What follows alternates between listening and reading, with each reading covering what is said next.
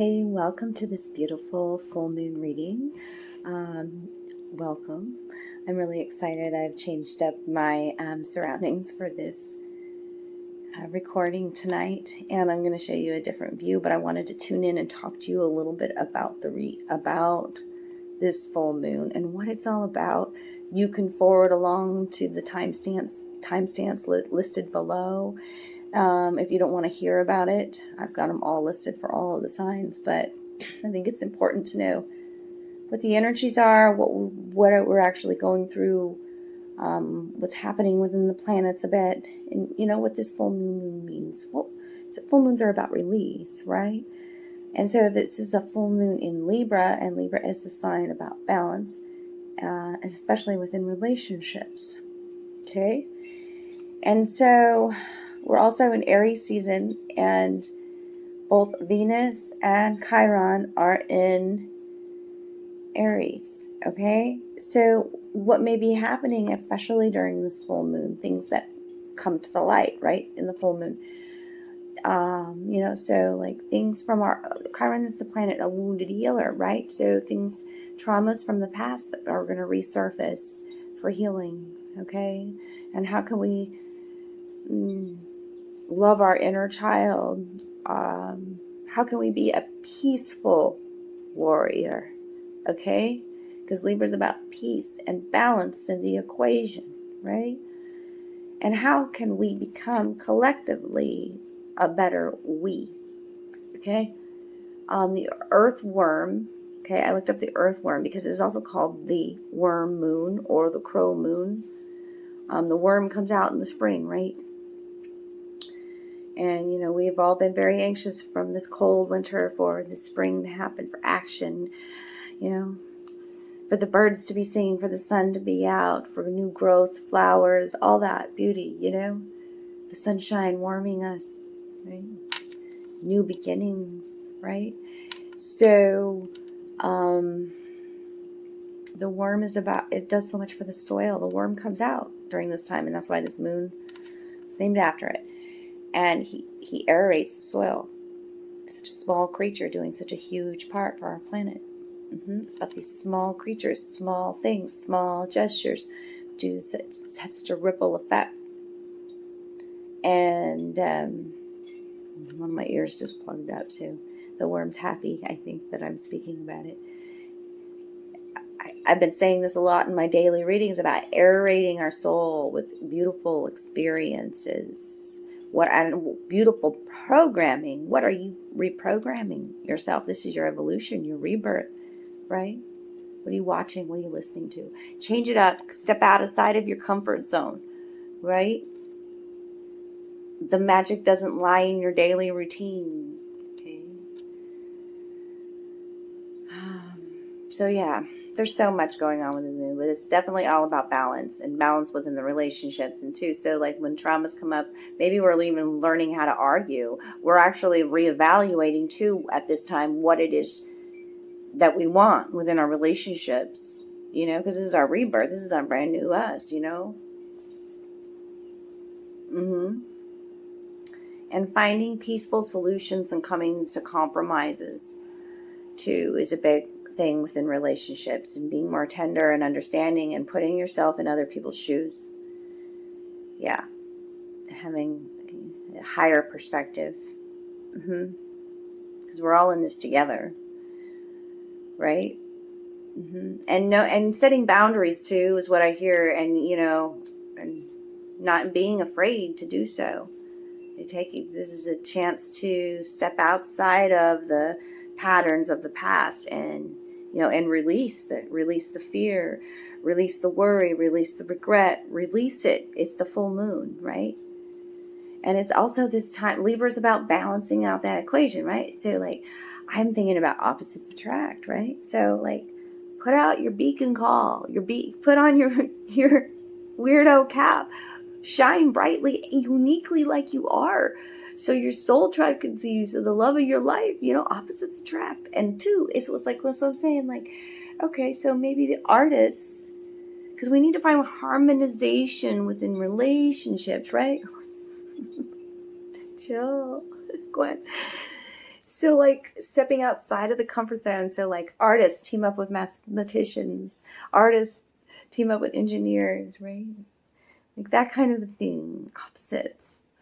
And then, there's different perspectives. We're always learning and growing. But it's definitely about thinking outside of the box too. And Libra is very much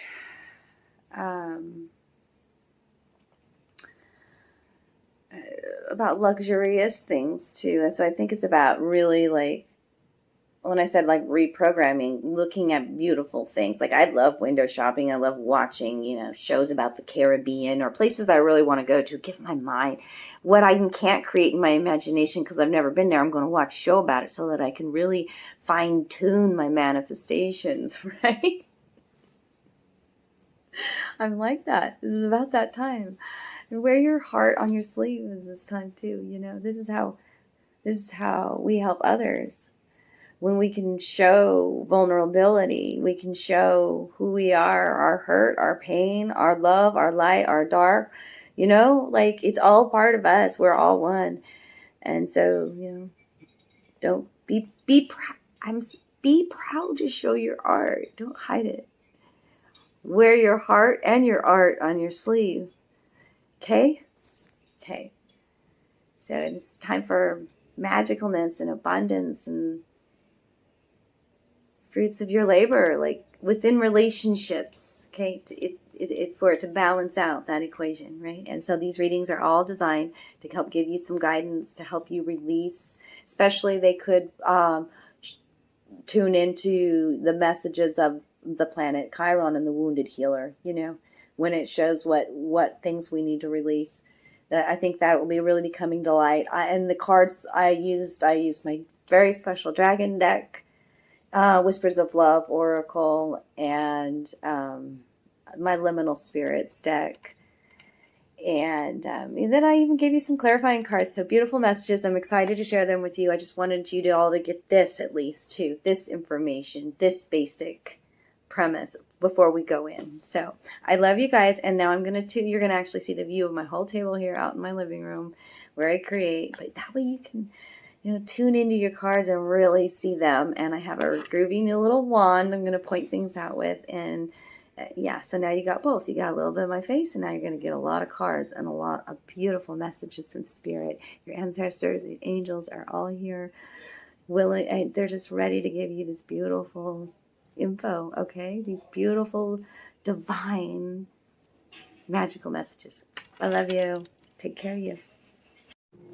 Okay, hey Aquarius, how's it going? This is your full moon reading. So take what resonates, throw the rest out. This is a general reading. And this is for the sign of Aquarius, Sun, Moon, Rising, and Venus. Be sure to check out your, if this reading doesn't resonate, check out your Moon, Rising, or Venus signs. All the timestamps are down below. So, love you, Aquarius. First card out is Birch. Okay, Birch. Beautiful card, okay? What do I want to say about birch? Birch is the tree that, like after a large mudslide or after a fire, this is one of the first saplings, first trees to emerge again. So it's called like the pioneer tree, right? It also has this bark that it sheds, right? So and it has these they look like eyeballs on the tree, right? So it's about like being a pioneer right now, okay? Showing others how to do it, okay? Being a way shower. You are the pioneer. This is the age of Aquarius, okay? Others are watching you now. That includes your children, okay? We must show them the way, Aquarius, right? It's about shedding a skin, too. This is your rebirth, right?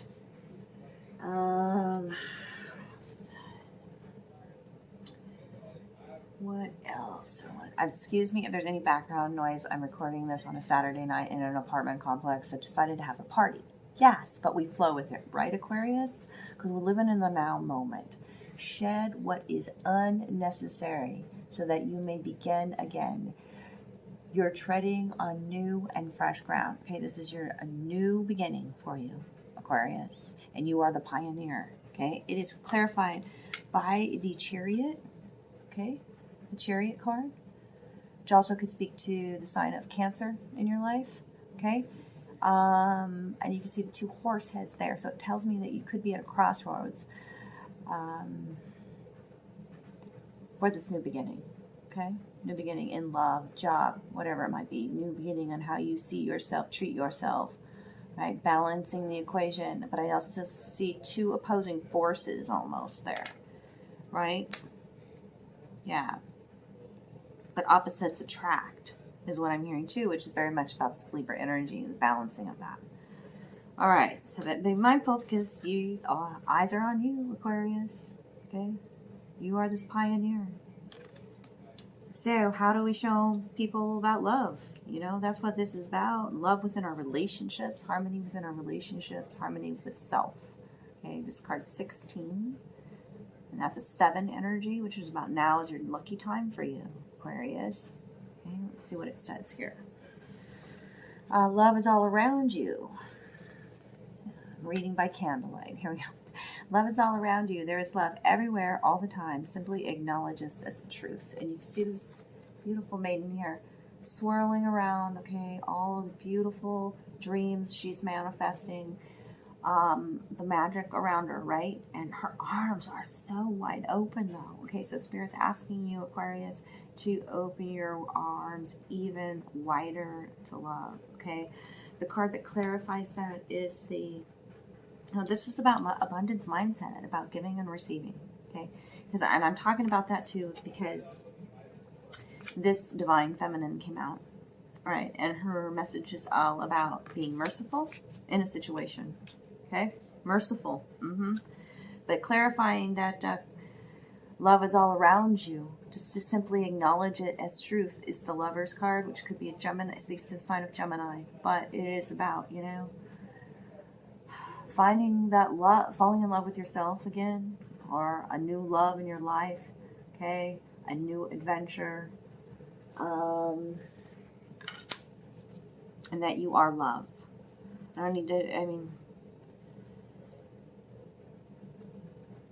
Yeah, this is a beautiful new part of your evolution, Aquarius, okay? And Miao Shan, I don't know if I'm saying that right, Miao Shan, this is out of my Divine Feminine deck with the white tiger, okay? The Princess of Mercy. Giving is receiving. The energy of the universe is merciful, okay? And I can tell you've been through a lot within your relationship with yourself. I mean, the Venus and Chiron, you know, being highlighted right now in Aries could be speaking to the wounded healer. Okay, these 2 cards too showing me that you've been through quite a bit.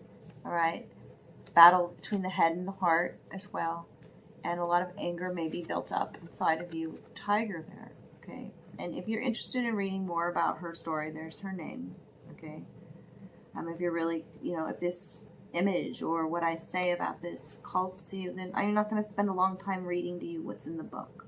But the gist of her story, the biggest lesson is about being merciful to our enemies, Aquarius. It is of course it's very compassionate and empathetic to help those who are less fortunate than us, you know.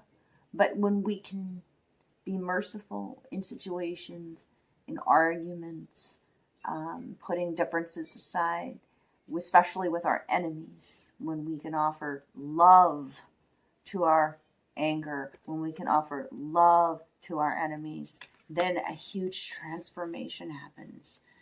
You know, you are this mirror, Aquarius, okay? Mirror coming out from the dragon deck.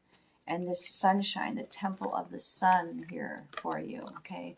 These both have beautiful meditations in my Dragon Wisdom book, which, you know, if you're interested in a dragon meditation from my book, reach out to me, and I will definitely provide that for you, okay? Through email or, you know, a direct message. You are a mirror right now, okay? And Spirit is asking you to connect with the sun god, okay? That's what this dragon's all about. You are the master of the sword, Aquarius. You're coming in this Temple of the Sun is clarified by the King of Swords, right? He is a communicator, right? And so are you, Aquarius. You are this pioneer in this new beginning, showing the world how to love and how to love our enemies. Logical, right? Determined, and excellent with diplomacy. The King of Swords. Absolutely. So shine like the sun, darlings. The mirror. I want to feel like I'm maybe even connecting to somebody who is a twin flame, you know, because I've got that mirror coming out too. And this Ace of Cups. The Ace of Cups. Okay, that's a brand new beginning, an emotional healing. Your cup is full. Okay, the cat speaks to being independent. The world will adjust to you. Okay? Show the world how to be. Be that pioneer. Be the mirror. Okay? And whatever, you know, like, be the medicine. Oh, they just gave it to me. Be the medicine. Be the medicine. The dragon. This mirror and this Temple of the Sun. Be the medicine. Shine your medicine. Okay? So if they give you anger, you give them understanding. You know what I'm saying? Like, if they give you conditional love, you give them unconditional love. If they're allowed, you give them calm. Give them peace. That is just beautiful, this mirror energy here. I'm going to leave it at that, Aquarius. If you're looking for a personal private reading, yeah, just reach out to me, and if you're interested in any one of these dragon meditations, I'll be happy to share that. Share the love, right? Giving is receiving. That's the loop. That's the infinity sign, right? So shed what no longer serves you during this full moon is huge. It was your first card out. People are looking to you to be this pioneer. Okay? Make a choice, make a decision. I know you're at a crossroad, but love is all around you and you're supported by spirit. Okay? Dream your world into being, co-create with spirit, show others how to treat even your enemy with mercy, right? Put petty quarrels aside. Okay? But also don't keep your anger inside, right? This Libra time is about being able to have peaceful diplomacy, a peaceful argument. We learn much when we can actually debate, disagree with our partners in a way where anger and name calling doesn't have to come into play. Absolutely. I'm going to leave it there. Love you guys. Thank you so much, Aquarius, for tuning in. Give me a thumbs up. Share these videos. Hit that notification bell. Donate if you can. Mwah. Love you. Hello, Pisces. Welcome to your full moon reading. In preparing for your reading, it's been kind of crazy. It's a Saturday night when I'm recording this. And I live in an apartment complex, and so they're having a party. And I'm kind of tuning out the background noise because I have this all set up in my living room, but you can really hear background noise. So hence why you hear some jazz music playing in the background to kind of drown out that other noise that wants to come in. It's very loud, so I'm sure it resonates deeply, probably in your reading too. But it's about flow, and I'm going with it, you know, adjusting a little bit and now flowing right into your reading, okay? First card out is the Forest. Okay. By the way, this is for Pisces, Sun, Moon, Rising, and Venus signs. Take what resonates, throw the rest out. Okay.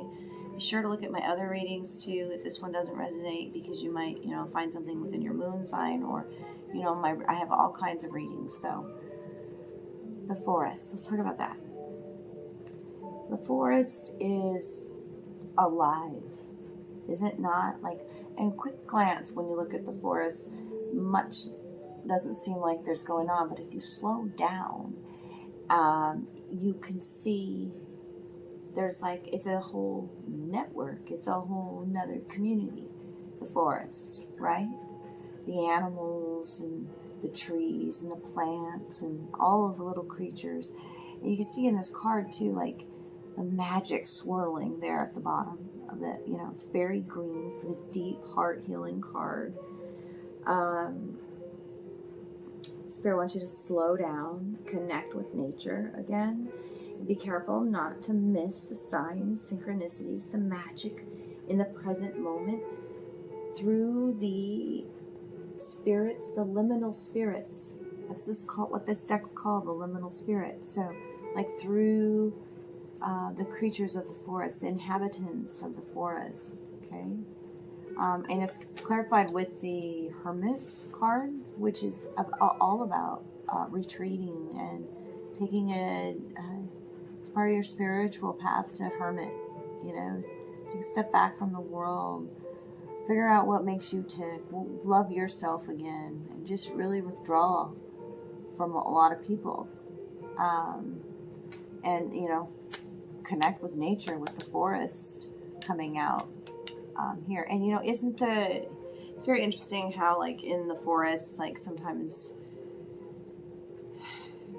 we can't tell if it's like dusk or dawn, right? Like the light fades in and out, and I feel like that's what's happening with you. Pisces, you know, where it's this Aries season when we're going through this full moon release, it's about a balancing of the equation, okay? So that you have been taking this, you know, step back and really healing your heart, okay? And you're releasing a lot of dark, okay? And it's time for the light to shine to the, you know, shine the light on the darker aspects of yourself, okay? Bring them to the light is what this card says too. There's much power in that alchemization, okay? What else does the forest say? That connect again with, it's not a sign of weakness to ask for help, Pisces. Connect with your community, your surroundings, okay? With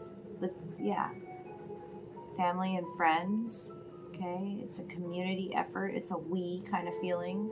This Libra balancing, okay? And because you've hermited, because I see this clarifier here, you've seen the blessings. You know, the blessings in disguise is what I'm talking about. This is the next card out. Miracles and blessings. And this also means that miracles and blessings are coming to you, Pisces. Just reach out and grab them. You could see much happening on the crown of this girl here, okay? As above, so below. Much crown activation happening there. And which also could mean you could have been, you know, in your thoughts quite a bit during this hermit mode, okay? And looking back at your past and really realizing the value of the lessons. Everything has its gift. Everything has its gift. Okay? There's a lot of dark, dark blue, you know, so you've been in a deep dive into the dark depths. Getting lost in the forest. Being the hermit. That's what these, three say. And, you know, clarified by the Queen of Cups and the Four of Swords. So, you know, Queen of Cups is all about, you know, she is patient and calm, and she knows how to feel through things, okay? She's connected with her body, too. She's nurturing, right? This is the Four of Swords is thinking about the past.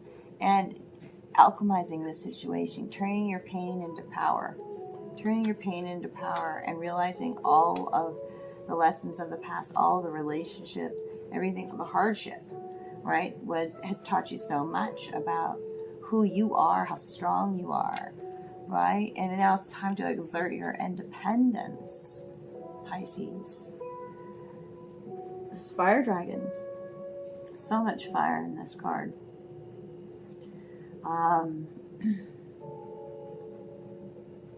It's clarified by the Lover's card, which is all about unconditional love of self. And be fiercely standing in your truth, standing in the fire. This is what I believe. This is who I am. I'm not afraid to be independent. I'm not afraid to make choices that others don't agree with. This is about letting the leaves fall that need to fall, too. Letting go of the dead branches. That's what I'm seeing in these cards. And it's okay. Like, release, Pisces. Burdens. Let them burn in the fires of your truth. Like, your boss's burdens aren't your burdens. Your mother and father's burdens are not yours to keep, bear, whatever. Release them in this full moon. Burn a bay leaf or few. Because you have found this unconditional love of yourself, and it's time to be independent and show up for you, Pisces. Okay? You've learned much. Your body is a temple. You have fallen in love with it again. Yes, she's here. I don't know how to say her last name. See how she's very much, it's a card about movement. Things are going to start happening. Things are happening. Things are afoot. Mystical forces are afoot in the forest. Things are happening behind the scenes for you. Okay? Pisces? Yes, I'm going to read what she says here. Lady of the Lotus born. Okay? Embodiment is the deepest bliss. My body was made for enlightenment. She is deeply connected with the body, the temple, that realizing it's a sensitive instrument and tool. Very much about dance and tantra too, okay? I'm going to read to you a few more things out of the book. She's super important in your reading. There's a lot of movement I see in your cards. Let the fire burn. Let the tower come. The tower is not in your reading, but look at all the movement. The fire, the leaves, dead leaves falling. But then the blessings falling to you. There's movement. There's no more stagnant energy. There's no more stagnancy. You have found this, it's justice. It's clarified by justice, okay? Justice and love, a balancing of the divine and the divine masculine and feminine within you. The Two of Cups coming together. See that, the two cat heads together, okay? Making a compromise, coming to some sort of agreement. A heart and head coming together, like combining those. And it's magical. Okay, the body is a magical instrument, is what she says. And you're figuring that out. And you realize everything is a gift, including your beautiful body, is what Spirit says. Treasure it for what it is.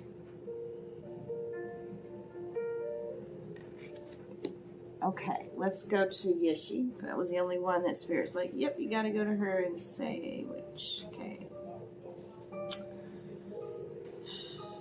All right, this is a beautiful message. Perfect. Let's hold this up. Let's look at her while we read about her. Okay. It can be easy to forget that everything we touch, everything we say, and everything we do is not separate from the divine. Yes, she embodied one of the most potent spiritual truths. The female body is an asset to enlightenment, not a hindrance. The body is a vehicle to free us from the idea that there are any limitations to reality.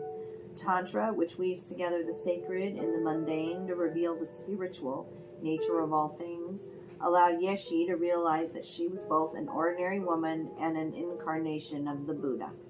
We are both human and divine. We are both a mortal body and an eternal essence that continues on. The body too often can be the scapegoat for so much hate, distrust, and violence.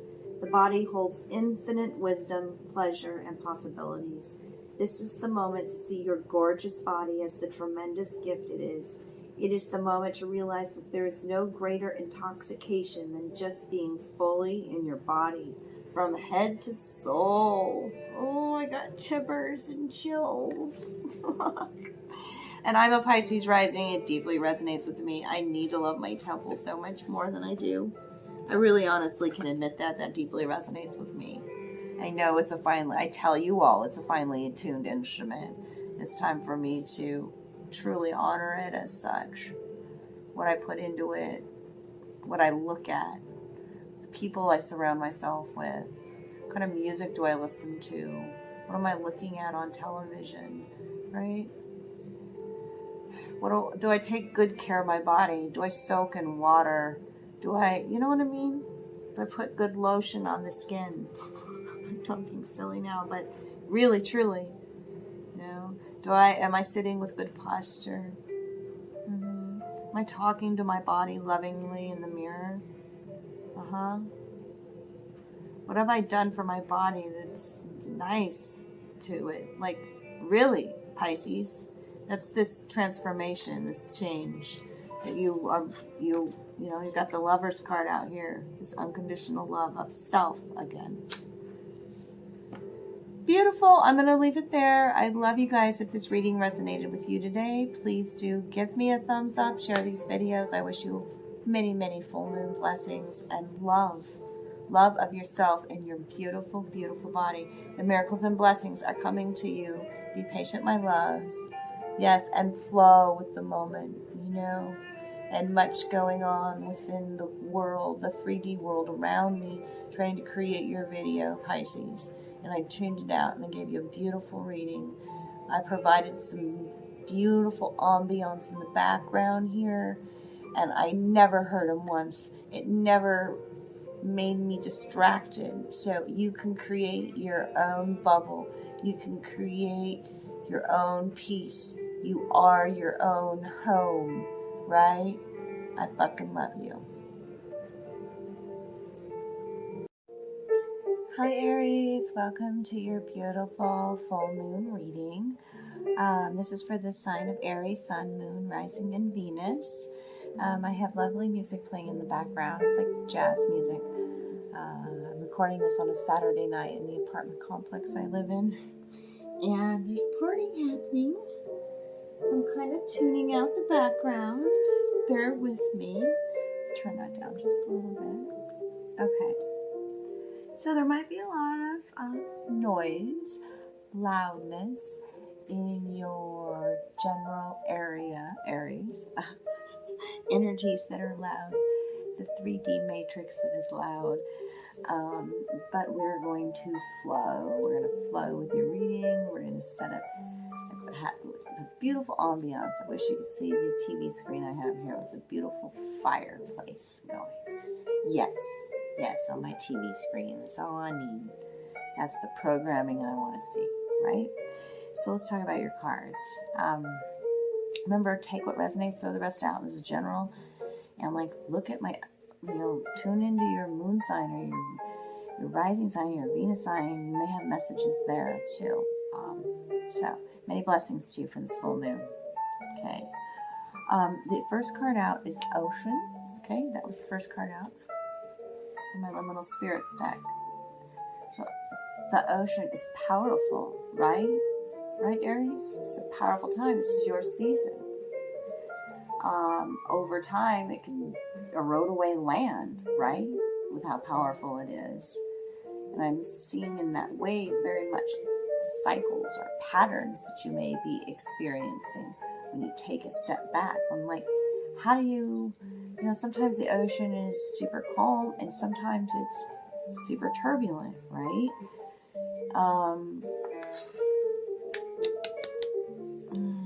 What else does this card say about the ocean?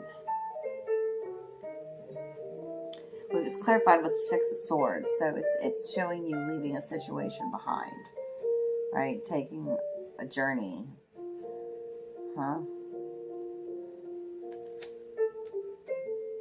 When you confront a wave, this is how I want to put it. Okay, when you confront a wave in the ocean, you can either, dive underneath it, right? God, it's been so long since I've swam in the ocean. You dive underneath it. You can jump over it, I guess, if you go over the top of it, or you can just stand there and take it, You know what I mean? But how to know how to make the right choice is to see the pattern first to make a better choice. To see the pattern of the wave. And then you can make a better choice. Okay? Make a decision. Okay. Right. I like that. I think that's good from the ocean. But remember how you are as powerful as the ocean. This is about alchemizing. It's about learning much wisdom from the past. It's about being like water, like flowing, not battling the waves, not battling upstream. Okay? It's funny how this little guy going on his journeys on a boat, on the water too. Much emotional healing I'm feeling in this reading, Aries. Okay? This next card out is card 31. And a boat on the ocean. Love makes the difference. Love helps heal past hurts and provides a sense of security and self-worth. Yeah. You can see her. She's got this, it's like a morning glory that has, it's like a, turned into a megaphone. And she's totally, this reading, Aries, is very much about knowing the power, the primordial power, like that of the ocean. Okay, that the ebb and flow of the ocean. Okay, the power of the waves, the power of the stillness. Right. The power of the cycles. Right. What was I saying? I got off track. What was I saying? Son of a gun. Go back. What was I saying? Oh, about words. You are learning the power of your own words. They can either be your prison, or they can be your, freedom, your peace, your magic. And this woman, she's shouting out into the universe. I mean, she's on rocky waters there, but she is still determined that this is who she is. This is her truth. This is her love language. Being watched over in the sky, I see faces up in the sky, right? During these rocky times, rough oceans, troubled times within relationships, the relationship with self. I see you do. I mean, you've either been doing or you are. I mean, we're always doing shadow work. We're always doing shadow work, but for it to come out in your reading right now tells me you're actually learning. You're a student, because this is the Page of Swords. I skipped over this. 7 of Wands is much debate, much competition, much, I don't know, there's just much stuff going on down here, and the goat's rising above it. Realizing that he could rise above it, he could speak. It's kind of like I'm doing with this music in the background, like tuning out the rest of the world and speaking, tuning in a new vibration, tuning into, because you've learned much through the shadow work that you've gone through. And it's you're a student though when it comes to this, the student of the mind. Okay, this is the Page of Swords, right? And Page of Swords is not very much connected to his emotional heart, right? It's more in the mind. This is a young adventurer, entrepreneur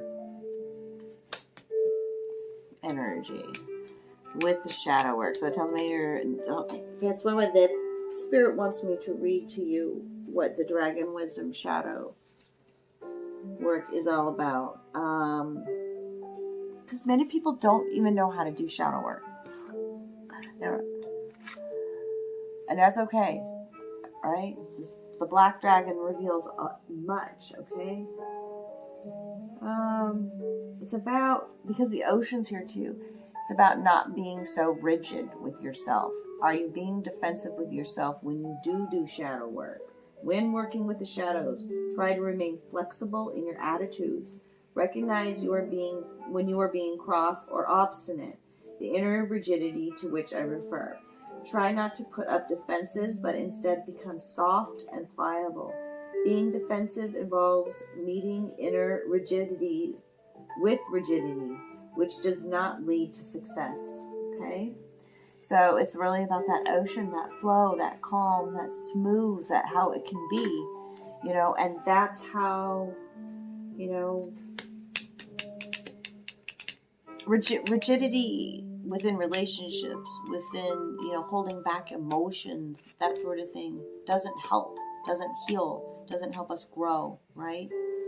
So we are learning how to do this shadow work, okay? And this is about being really honest about our shadow selves and bringing them to the light, okay? It's Black Dragon, and he's talking about, let's name a few of these things, okay? Like, cigarettes, alcohol, too much sugar, a sense of fear, you know, playing the victim, spiritual arrogance. Am I ready to confront my shadows? Is this what this card says, Aries? And I believe that you are. Absolutely, with this Page of Swords. You may be a student, new at it, but we all got to start somewhere, right? And you're learning the power of your words because Lala's here. Lala. Okay. Oh, isn't she gorgeous? Okay.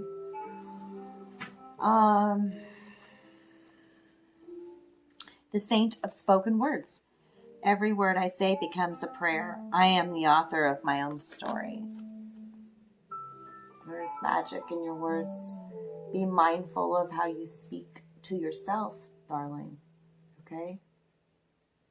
Once again, this one's clarified by the Knight of Pentacles. The Knights in any tarot deck represent extremes in behavior. Okay, so the Knight of Pentacles. Yeah, so that's a earth grounded kind of energy, you know, good with money, logical, but is he connected with the heart-centered mind too? Okay? And when we can become more emotionally grounded, more balanced, then we can connect and make these manifestations with our emotions. That's very powerful. When we harness the emotion behind the words, we are literally creating abracadabra. Okay, let's see what else Lala's got to say. Lala, Lala, one that I can actually pronounce. Ask yourself today, Aries, what are the most powerful words for me to use frequently right now? Okay, because every word I use becomes a prayer. Words have the power to shift or shift our reality or to continue to reinforce it. Okay? Every word you say is an affirmation. This is perhaps one of the most crucial spiritual lessons to remember. If we are not separate from the soul, and if the soul is not separate from the divine, then we have the power to co-create our life.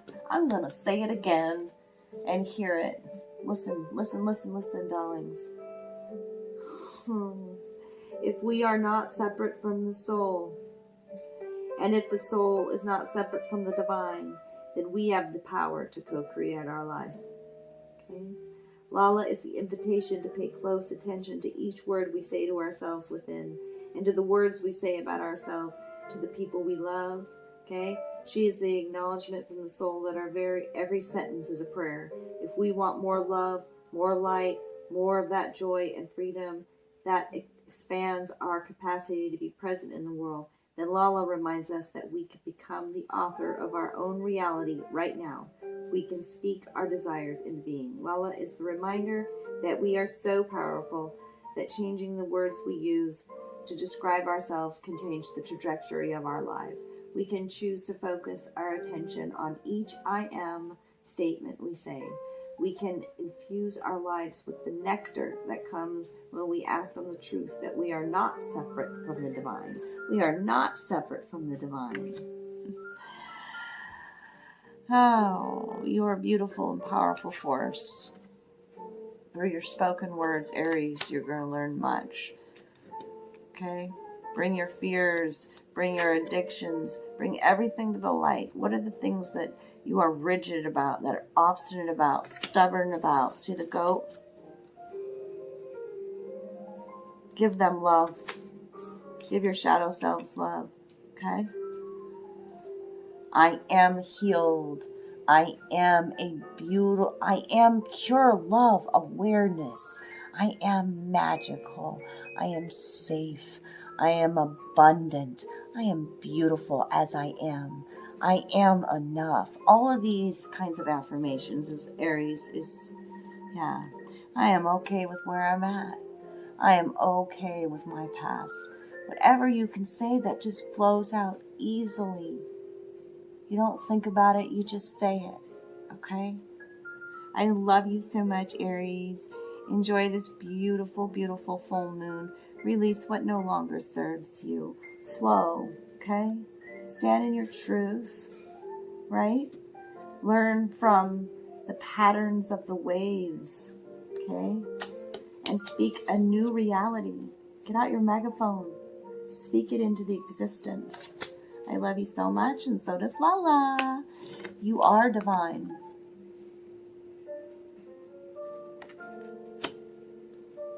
Blessings and love to you. Welcome, Taurus, to this beautiful reading. I'm just cleansing a bit with some Palo Santo real quick before I start your reading. Taurus, this is for the full moon energies, the full moon in Libra. And this will be for the sun, for Taurus, sun, moon, rising, and Venus signs. Take what resonates, throw the rest out. And remember too that, you know, if you don't have any messages here, tune into your moon sign or your rising sign and even your Venus sign. Some of my readings may have messages for you there too. So start with the snake on yours first. Let me get my little pointy wand here. Snake, okay? Snake speaks to major transformation in your life, okay? This full moon energy is about finding balance within our relationships, relationship with self. The snake, maybe you're having trouble speaking. I'm a little bit tongue-tied. With your reading, and I haven't been in the previous readings I've recorded tonight, so the snake is very green, right? Speaking to a part of your awakening, because the snake speaks to the Kundalini, okay? But this green snake, he holds a treasure here. He holds his egg, and if you look closely at the egg, it shows these cycles, these patterns, okay? There's prizes in that. There's, like, he's like this happy snake that was like, he's got his treasure. He's got his golden egg, is the way I see it, okay? He sees the lessons from the past. He's shedding a new skin. This is a new beginning. Beautiful part of transformation, okay? I feel like a message, a gift, something is going to be given to you, Taurus, divinely. Yes, now my throat chakra. Drink more water. I don't even have my water near me. Dang it. What else is the snake saying? Just make sure there's nothing else. Beautiful part of your transformation, though. There's a cycle that may keep repeating itself. That's what this says. Okay, so let's just take a step back and examine this and ask yourself, is this a healthy pattern or something that must be broken? Be careful not let fear or insecurity overtake you. Just because you don't understand something doesn't make it wrong. Okay? And then it also says in the book here, a message bearing wisdom and insight is heading your way. Heed the words you hear, even if they make you feel uncomfortable. Something new and exciting is coming your way, darlings. And that's the Six of Cups. Clarify with the Six of Cups energy. I like the Six of Cups for clarifier for that. It's about nostalgia. This is about a lightheartedness, a playfulness, celebration. Emotional healing, balancing. Six of Cups, yeah. And so during this beautiful part of your awakening, yeah, You're going to get this beautiful message, a gift, a message. I don't know. It's coming, though. The snakes just kind of giggle. I could hear this little giggle or something. And then this is about a gift. This next card, which is card 19, which is, add that together, it's a 10. Ending and a new beginning. Express love through gifts. So give of what you have a lot of, okay? Time, right? Do you have a lot of time? Do you have a little extra this month that you can help out a friend? Give up, do you make beautiful artwork? Give it away. I'm talking about give of your wisdom, okay? This man gives her, they're mermaids, okay? And he's given her a pearl. And we know that the pearl comes after much irritation, abrasion within the clan, okay? So out of all the tough, rough times, we are blessed with seeing the gifts all around us, right? The pearls of wisdom come, right? That these gifts come. A small token of love can convey great appreciation. So at this time, Taurus, treat yourself with small acts of love. Treat your friends and your family, your partner. Show them through kindness. Your kindness does count. Small, thoughtful gifts. Okay, the ones that mean the most, right? And that's clarified this gifts, right? The snake that's holding a gift. Okay, and then we've got this pearl here, and expressing your love through acts and gifts. Okay, then we've got this devil energy and the Hierophant qualifying it. Clarifying it, qualifying it. Okay, Taurus. That's funny shit right there. Okay, so, the Hierophant speaks to is a spiritual journey, right? Do you see the bear there? The keys of wisdom, keys. You hold the keys, darling, okay? The bear speaks to about a hibernation, too, a loving of yourself. The bear knows when to come out of hibernation too, right? He knows when it's time to rest and when it's time to move. It also speaks to a deeper love of yourself through this expansion, ascension, deeper spiritual healing. Also connecting with people in your life right now, Taurus, who you have been connected with, because you automatically know it. You just feel it. It's like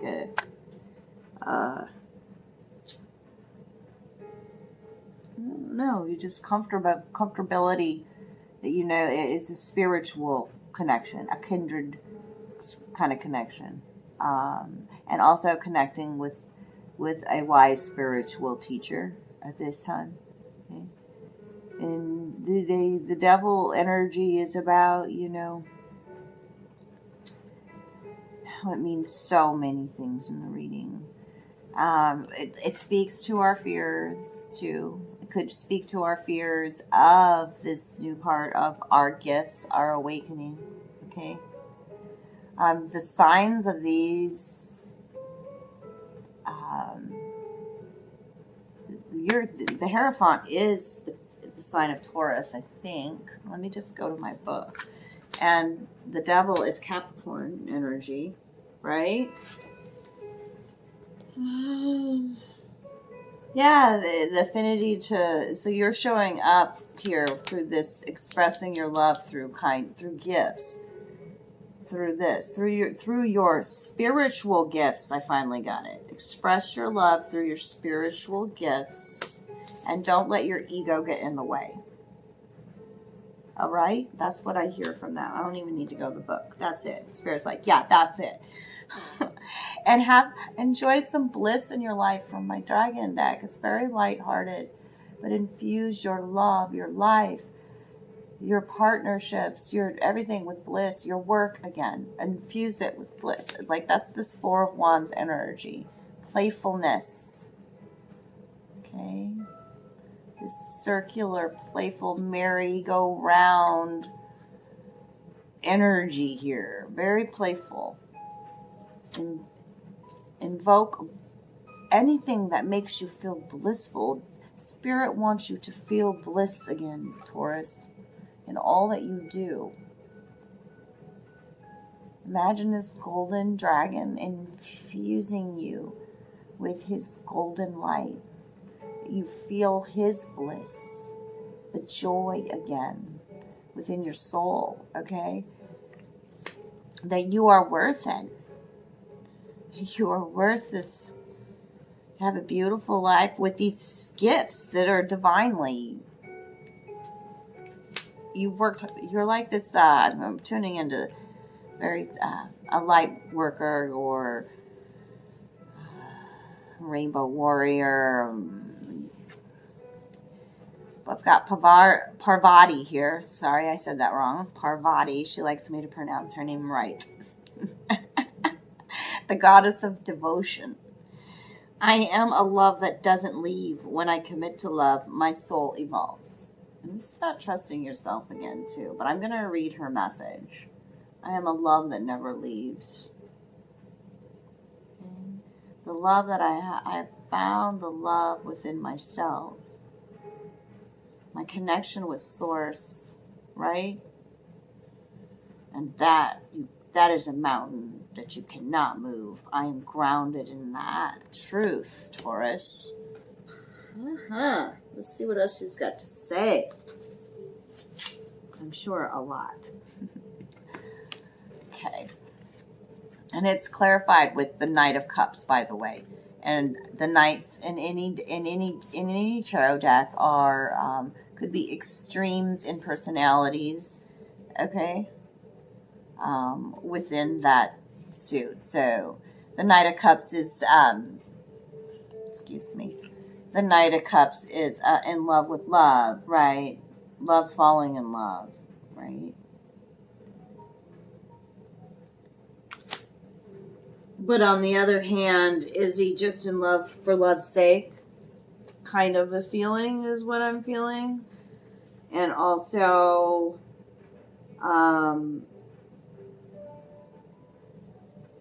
he could be just really sensitive to other people's feelings, on the extremes. And so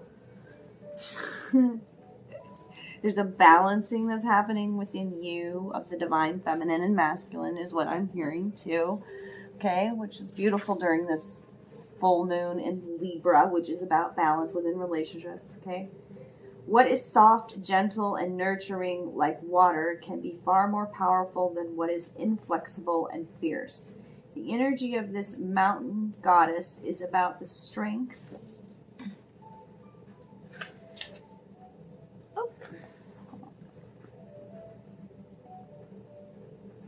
We receive when we devote ourselves.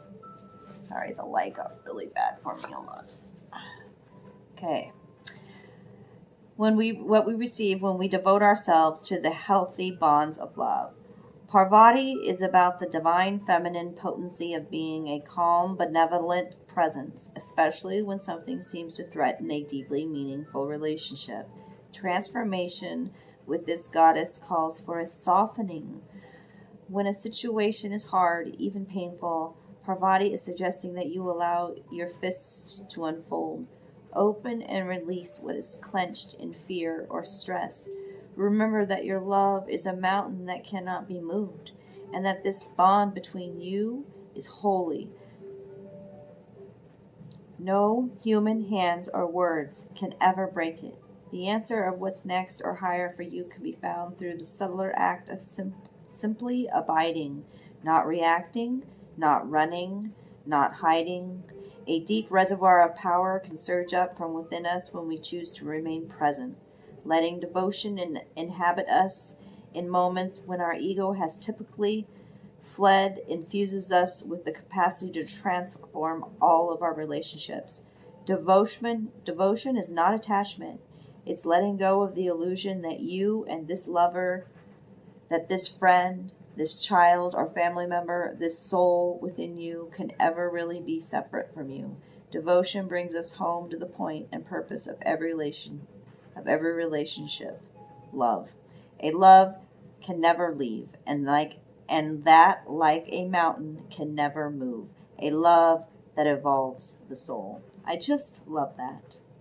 It's letting go of the illusion that you and this lover, this friend, this child, or family member, this soul within you can ever really be separate from you. We are one. We are not separate.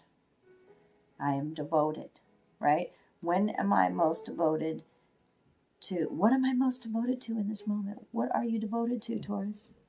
I'm a love that doesn't leave. When I commit to love, my soul evolves. Okay, this is about your evolution, and it's beautiful, right? Yeah, I love that. And you hold this beautiful gift, this egg, you know? This snake isn't tightly wound up. Yeah, he holds on to this treasure, right? This beautiful gift. It's time to enjoy some bliss and fun, playfulness. Honor the child within you that wants to come out and play, right? This Knight of Cups, you can see that it is the image. There's much emotional healing happening. I see on the top here with all this blue, okay? But I'm seeing that it's a fish, right? It's a person, but it's also a fish. And it's about abundance, that you're worthy of it, and you know it now. And that devotion to yourself, to your own journey, to your spiritual growth, is what's bringing all of your manifestations. So release all your fears and shed your skin during this. Shed them. Shed the fears. Be afraid. Stand there. You don't have, like the snake is on the ground, right? That's how he moves. He travels across the ground, but you don't have to run and hide. Actually, the snake was actually showing me like rising up in like a cobra pose, like you have beautiful gifts, beautiful spiritual gifts. Share with the world. Don't let your fear and your ego control you, okay? Take action by being playful and have fun and be full of bliss, and more bliss will come to you, Taurus. I love you, darlings. I hope this reading resonated tonight. If it did, leave me a thumbs up. Share these videos. Comment below. Donate to our channel. We love all of those things. Thanks, you guys. Welcome, Gemini, to this beautiful full moon reading for the full moon in Libra. Thank you for joining me. This is for the sign Gemini, Sun, Moon, Rising, and Venus. This is general, so take what resonates, throw the rest out. I am using some background music tonight. My apartment complex has a bit of a party going on outside, but we are flowing and going and setting our scenery and our atmosphere to some peace and calm, and invited your spirit guides in with me tonight to give you some advice and what to release, how to move on, what you're going through at this time, some wisdom from spirit. So let's see what we got from Liminal Spirits. It was kind of funny, Gemini, because as I was drawing cards for every sign, it just seemed like it was like one card from each of the oracle decks that I tuned into until I came to your sign, and it was immediately a group of three. It was like Gemini wanting to be different. Absolutely. Stand out from the rest. And so these three cards came out together. Okay. So like a kind of like a power of three. Here. And so the Corvid was first. Corvid speaks to all the blackbirds, right? So the magpie, the crow, the raven, okay? All those blackbirds, right? They signify sacrifice. They signify transformation, okay? Death, an old way, right? He's also like holding this treasure, like holding this skull. Like they bring you shiny objects, crows, right? Treasures, hidden treasures. Crows also, and ravens, they speak to your ancestors being there supporting you, to ask you to trust in the magic again, but also to take these lessons, take this wisdom. See how he's holding that skull, bones, right? And to learn from it and make better choices. That you are protected, though, as well. And then, here's the burial grounds. Connection with your ancestors again. As above, so below. We are still connected. We are spiritual beings having a human experience, and our soul lives on, and so you are connected. Have a beautiful ceremony during this full moon, to connect again with your ancestors. It's coming through loud and clear, Gemini. Okay? And I can see that mountain there. So, I feel like maybe, Gemini, you have been through some really hurtful, tough times. I feel like you've been climbing up this mountain. And this burial ground is about releasing the burdens of the past now, like putting it to rest. And when I talk about past too, it's just like from last week, Gemini, the stuff that you're still holding on to in an argument. That kind of stuff.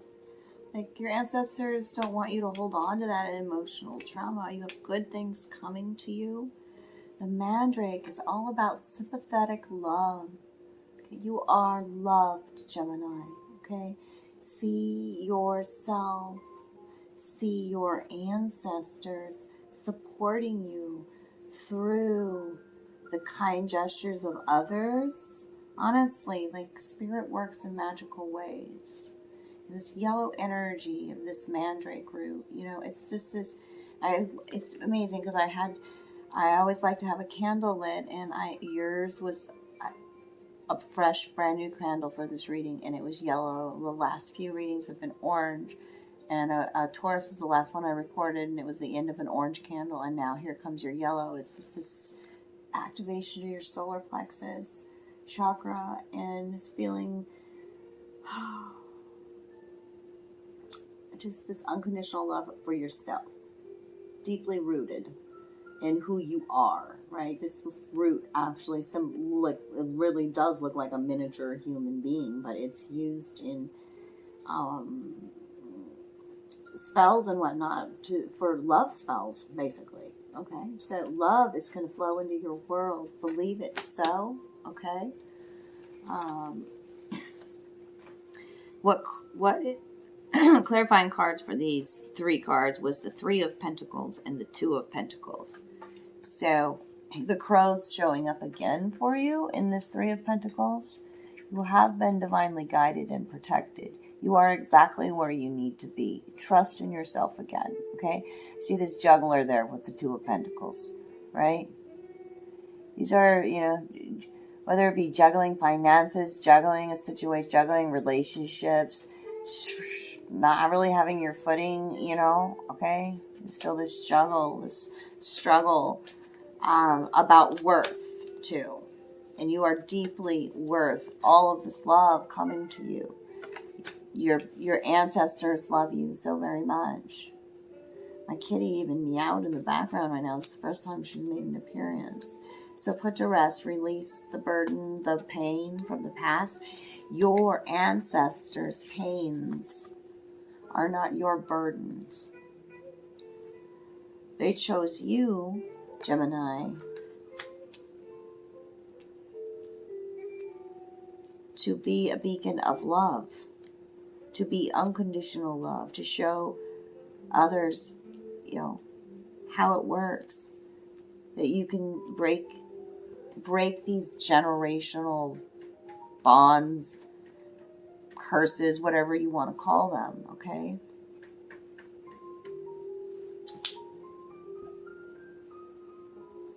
So, excuse me while I was snapping at my cat for a minute. Be playful. Cat comes in to say be playful, right, Gemini? The cat is independent. The cat does whatever it wants to do. It's scratching on my TV screen while I do this, right? Avalon comes in next. Just beautiful. Beautiful, beautiful. Gemini, you may be having many distractions because that's what's going on with me during this reading right now. And so I'm playing with my cat while I'm reading to you about Avalon. Crazy. Beautiful connection to your ancestors through this card. Again, I'm going to read to you what it says in the book because it's so very powerful.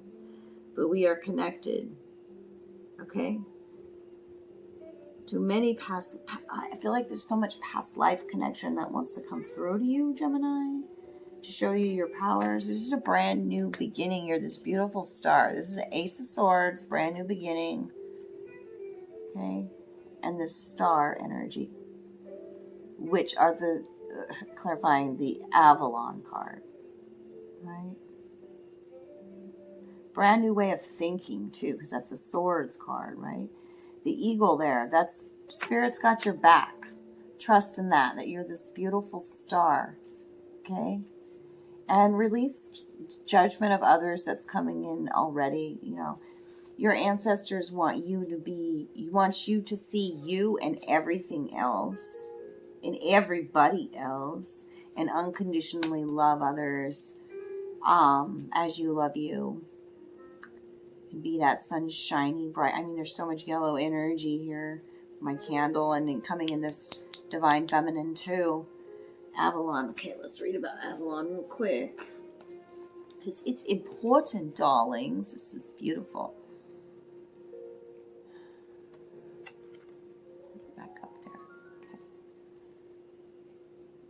If you draw this card, a powerful magical energy wants to rise within you. The moon dragon is awakening the priestess or the sorcerer within you and will travel with you to Avalon, the Isle of Apple Trees. Follow this very beautiful silver dragon to the world of your ancestors, allowing it to lead the way.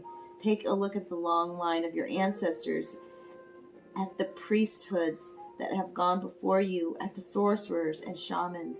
Recognize the beings that stand at your shoulder, the beings that you have been in the past.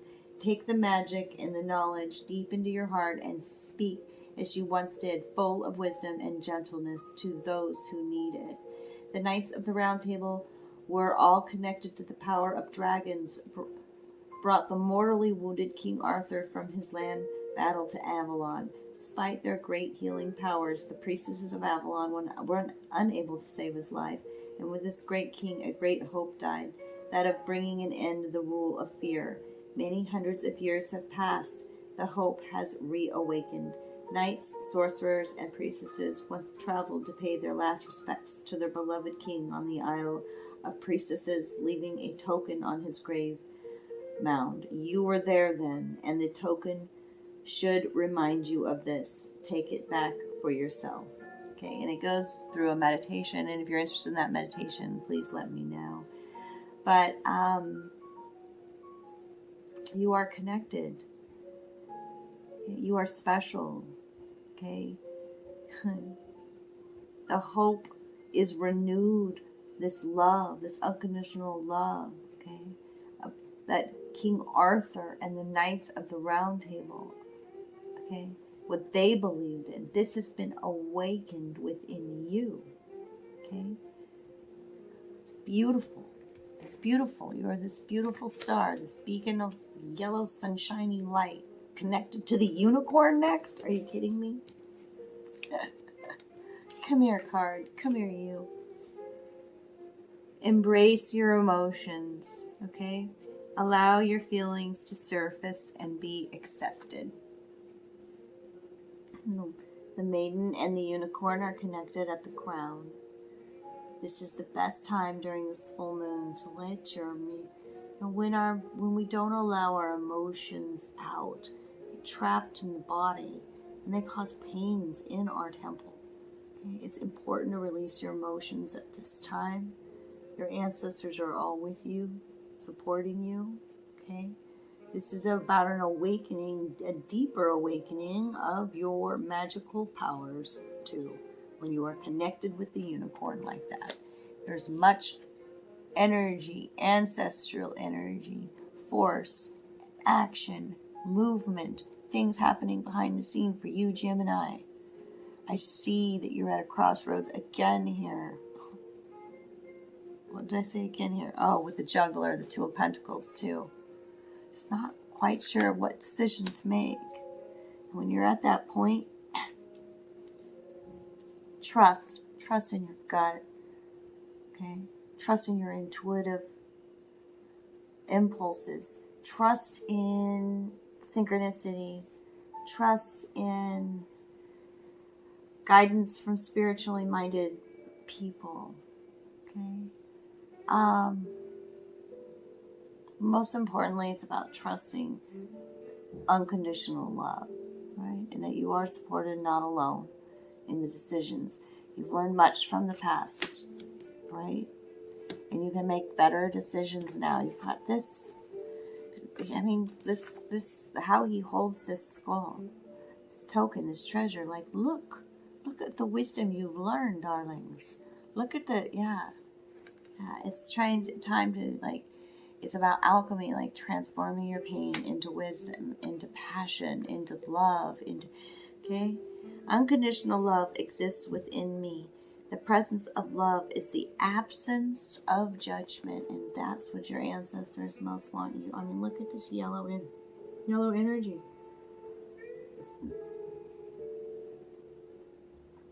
Unconditional love is not judging others, seeing ourselves in other people too. Okay?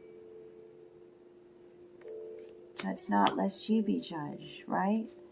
And clarifying that is the Queen of Swords, and that's you coming into your own reading, Gemini. Okay?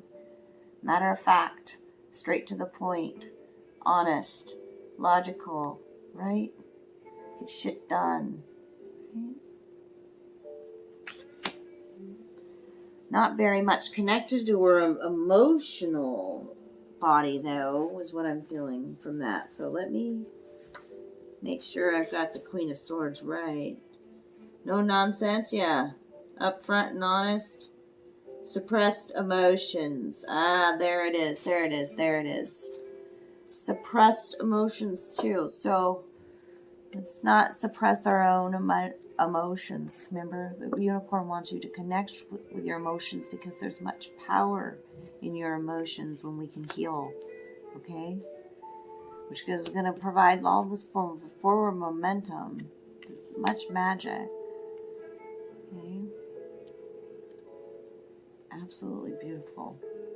Let's make sure that this Divine Feminine doesn't have anything else to say here. What am I currently judging or criticizing about myself? Gemini? That's what we need to release and let go of. Okay? Sarada loved all of her disciples unconditionally and equally. In her teachings, she emphasized that there is no such thing as a stranger. She encouraged her devotees to understand that everyone we meet is actually a part of us and is connected to us, and that if we want to experience true peace, we need to own the fault and judgment that we project onto others. We need to see our own faults and forgive them with love. She whispers gently to us, "No one is a stranger, my child. This whole world is your own.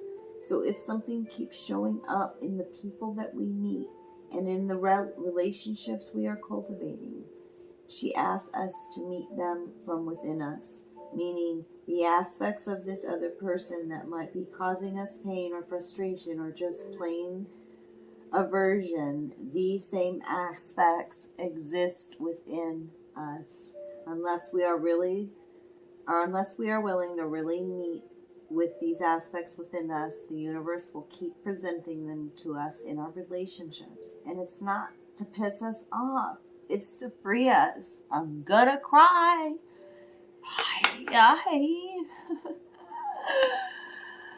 It's not to piss us off. It's not some sort of punishment. Do you see the pattern in the relationships? Because I'm seeing it in mine. That's why it's resonating. It's stuff that we need to heal within us. Right? Okay? It's out of deep love for us to fully heal. The goal here is for us to love ourselves fiercely from within, without judgment or shame for where we are in the moment. The goal is to let us mother ourselves with unconditional love. That's the only love that will quiet those harsh, critical voices within us. So we can stop wasting our time mired in judgment of others or ourselves, and get on with being the perfectly imperfect light that we are. Get on with it, I hear my elephant spirit says. Being the star that you are. Okay? Let us mother ourselves. And I know it's tough. Like, for me, I'm deeply feeling that because, honestly, my past is, I'm a Gemini sun, so this is deeply resonating with me. I didn't have a mother that was very motherly at all. Therefore, I didn't even really know how to affectionately love my child in the way that he needed, you know. And now I'm learning to mother myself. But what I did have was my grandmother's love. We do have. Look back into your lineage. There are people in your family, in your lineage, that loved you, showed you love and unconditional love. There have been people present in your life, kindred spirits even, that showed you this unconditional love, that now you can be this love for others. But you got to, like, let's get through these emotions, Gemini. Let's not suppress them, because there's magic. They connect you deeper with your wisdom, with your ancestors, with your intuition, darlings, and that is a true treasure. Sacrifices you have made have not gone unnoticed, darlings. Wow, making me emotional again.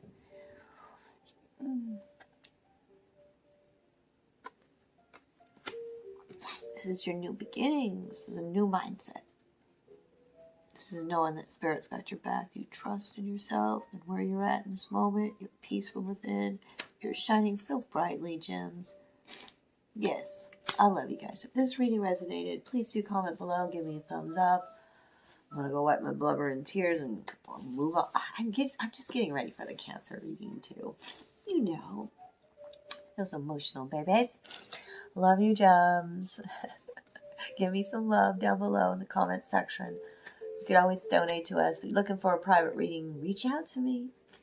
Have a beautiful full moon. Release all those emotions, darlings. You are love. Hey, Cancer. Welcome to this beautiful full moon in Libra reading for you. I have beautiful messages for the sign of Cancer, Sun, Moon, Rising, and Venus. Remember, this reading is general, so take what resonates, throw the rest out. And also check out, you may want to check out some of the other readings I have, some of the other timestamps. If this one's not resonating, like maybe your moon sign will have some messages for you, maybe your Venus sign, that sort of thing. So, thanks for joining me. This can be powerful. It always is for Cancer. I know I ended my last video on a very emotional note with Gemini, and I thought I was just getting really prepared and for you guys. So I'm recording this on the day of the full moon, and so let's see what Spirit has to say. Roots is the first card out, and that is out of my Liminal Spirits deck. Okay, let's talk about roots. All right. The Spirit's asking you to connect deeper with your roots. What are your roots? Meaning your family, your ancestry, where you grew up, where you live, right? Your friends, all of that is your roots, okay? And the eye at the center of that is very, there's much grounding, red energy, right? We're talking about connecting with nature in this card too. Deeply connecting with nature again, okay? What else? The eye at the center there. Like, are you seeing the big picture, Cancer? Don't be fooled what's on the surface. Look deeper. Pay attention to your intuition and look deeper to uncover truth. Okay? Are you honoring the past for what it is? This is what this card says. All right? Not just the successes. Okay? Everything about your past is what makes you beautiful. Okay? We tend to learn more from the times when it was hard than when the times were good, right? And those tough times have made you who you are, Cancer. So there is no need to cut those parts out of you. That's what makes you this badass warrior, right? In order not only to grow, but to flourish, connect with your foundation. Pay homage to your ancestors. Consider your immediate family connections and review the folklore that has influenced you since you were a child. Okay, our roots are made up of many things. Our ancestors, the people in our immediate and chosen families, and the places we come from. Roots can direct us not just to who or where, but also to how and why things are the way they are. Underneath the skin and soil, the heart sees truly. Consider, where do you come from? What are your roots? Where do you wish to take root and grow? It's time to take root. It's time to connect deeply with your heart center, is what I'm hearing from this card, because the world is yours. I mean, this is clarified by the world, Cancer. This is your year. Okay? This is about success, happiness, love, right? You are creating the reality. So ground yourself deeply, okay? You are connected with spirit. You are co-creating with spirit. You are creating your own roots, right? I mean, your two major arcanas out in your reading for the first two cards. You've got the Sun card here, okay? And the World here on this side, with like attracts like and roots. Ground deeply in the wisdom. This is wisdom card from the dragon that you know. And that's the base. Take it down. Simplify is what I'm hearing. Simplify, Cancer. Okay? Like attracts like. It's a basic law of attraction. Okay? We can't want for the things that we want in our life. We just have to wish it. We have to dream it, right? And then let go of it. And then it comes. And we can't. We sometimes cause our own resistance by the thoughts that we have. Oh, I wonder why it's not here. When is it going to get here? And being impatient and that sort of thing, right? Hell, I'm a Gemini. I know, right? The World card, too, is about a completion, loves. This is a new part of your rebirth. This is your evolution, okay? This is reward for all of your hard effort, okay? It also speaks to traveling. I keep hearing roots, the world, right? You want to see the world. You want to travel. You want to find that place where you feel that connection. That's these two cards together. That's this and this, okay? So like attracts like. Let's look at this card. If you long for more love, be more loving. It's as simple as that. Okay? You want a playful kind of love? Be more playful with yourself. This image is a little girl looking at a doll that looks exactly like herself. So this is simply put, love your inner child fiercely. This is card 2, right? So you're bringing it back to the basics, right? We can't long for the things that we want, because then the universe says, oh, look, they're lacking in that. I'm just going to produce more experiences, situations, people who are, not giving you what you want. I am loved. Okay? I am worthy. I am lovable. I am playful. And then be it. You've got to actually be it. You've got to put on your shades to what may be in your reality and be adamant. It's easier said than done, I know, sometimes. Because sometimes the things that we long for, I mean, it's like, okay, here's one for me, Cancer. Okay, I'll give you an example in my life. I really would like the relationship with my 25-year-old son to be better, right? I wish for his healing. We don't talk a lot, right? And so I don't want to show the universe that I long for that connection, because I really fucking do, right? Excuse my language, but I do. But I'm giving him space and time to heal and loving him from afar. And he's with me every day. I'm not missing him, because the more I miss him, the more he's going to stay away from my life. The more I worry about him, the more worrisome things happen to him. I just send him love and healing, and I'm always here. You know what I'm saying? So we can't long for the things. We've got to just be it. We've got to be it. We've got to show the universe, this is me. This is What I want wants me to. So, and here it comes. And here it comes. I'm going to love me fiercely. That's with the sun by it. Such bright, beautiful energy. Okay? Coming for you. This is rewards. This is success. This is love, right? Once you figure out that simple, basic law of attraction, you know, and loving your inner child is very key. The relationship with self is what's very important for you right now, Cancer, during this full moon, okay? This is about happiness and sharing it, okay? And joy, okay? And creativity and fertility and self-confidence and being the center of attention. All of this, Cancer. It's beautiful. I love it. So the Wisdom card came out next. That's this one out of my dragon deck. See this dragon, and I believe that's his dragon rider there, the maiden below. Okay, you've learned much wisdom. This is a feminine energy. Okay, clarified by the Queen of Pentacles on this end. Okay, this is amazing. You've got the King and Queen of Pentacles out here.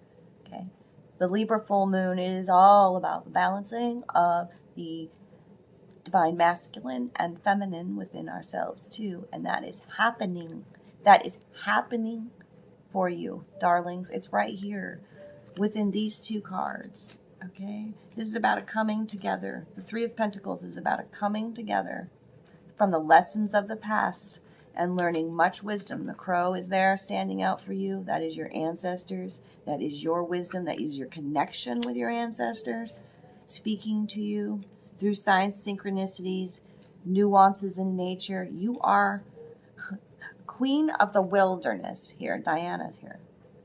Diana. Yes, Diana. Okay. The wild is within you. This is a card about connecting to the wild in your heart again, Cancer. I'm going to read to you about that, but there's much wisdom locked within there. Okay. These two cards are very powerful, and they're going to ground you deeply in all, and the world is yours this year. This year, I'm saying. This year, babies. This year, Cancer. The world card's card 21 in my deck. 21. Right? Year 21. Not about next year. It's about now, right? It's about living in the now. So let's read to you about some of this wisdom from. By the way, this dragon comes out at the moon, at the full moon. It's the first thing here in my deck. Talk about that. Of course, the timing is perfect. Okay, Sphere Light, what are you doing with this card? I'll hold it right there. The silver moon dragon brings you the energy of the moon. The moon has always cast its spell over humans with its mystery and beauty. At night, the soft light of the moon caresses our skin, imparting an irresistible sheen. Most of the great goddesses are directly linked with the energy of the moon, and many represent wisdom. The moon dragon represents the feminine aspect, biding its time and trusting in divine guidance. This beautiful dragon would like to teach you that wisdom and trust go hand in hand. In particular, the silver moon dragon will teach you respect for all existence. It will remind you that nothing exists without the right to do so.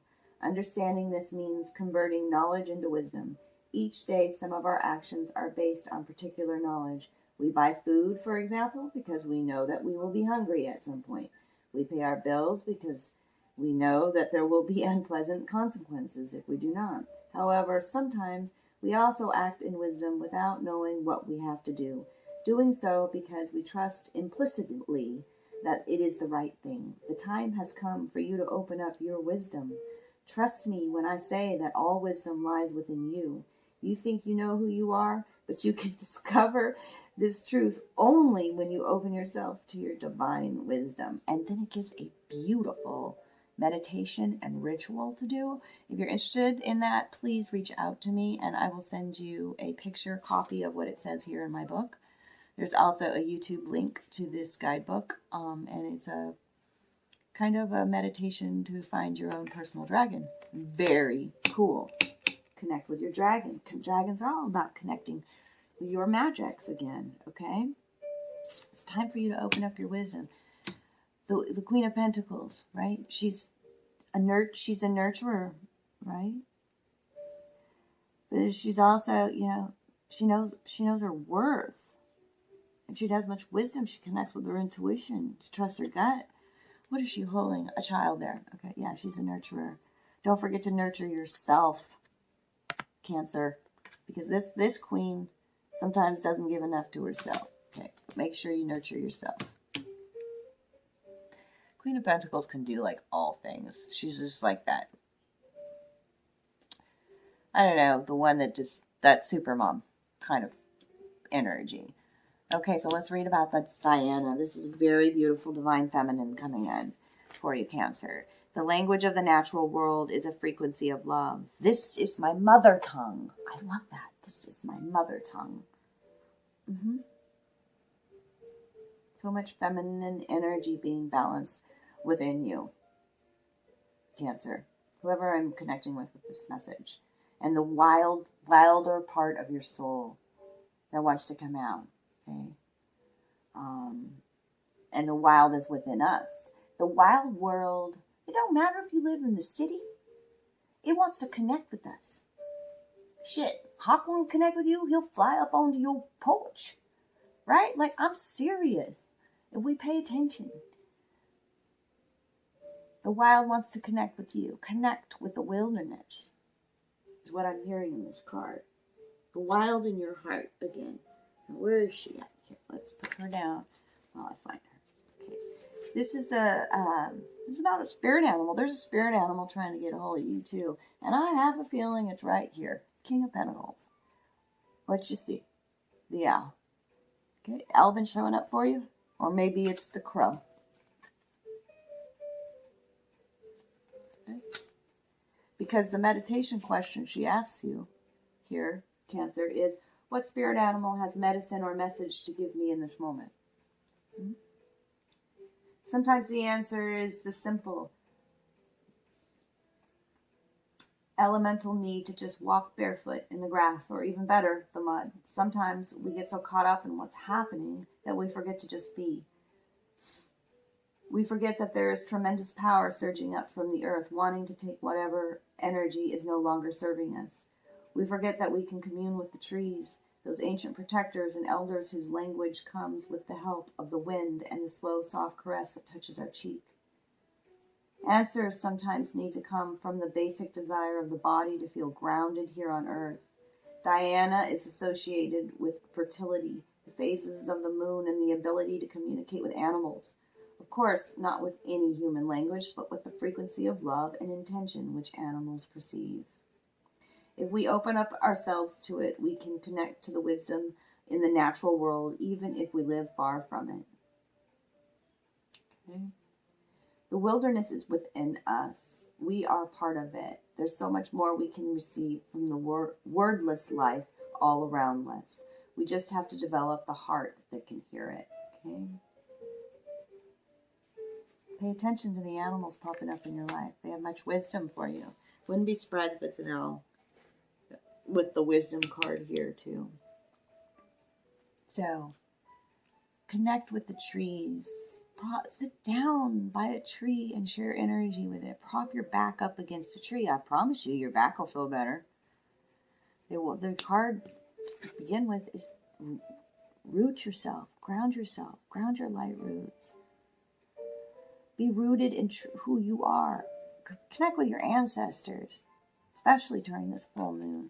The world is yours. The world, the sunshine, this balancing from within is a beautiful part of your evolution. Take it back to the basics. Like attracts like. Love your inner child fiercely. You have much wisdom. Connect with the wild in your heart again, Diana says. I love you, Cancer. This reading resonated with you today. Comment below. Give me some love. Share these videos. Donate if you can. We love you so much.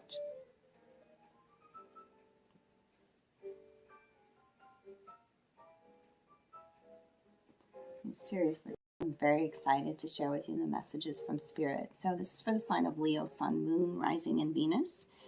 And, take what resonates, throw the rest out. This is a general reading.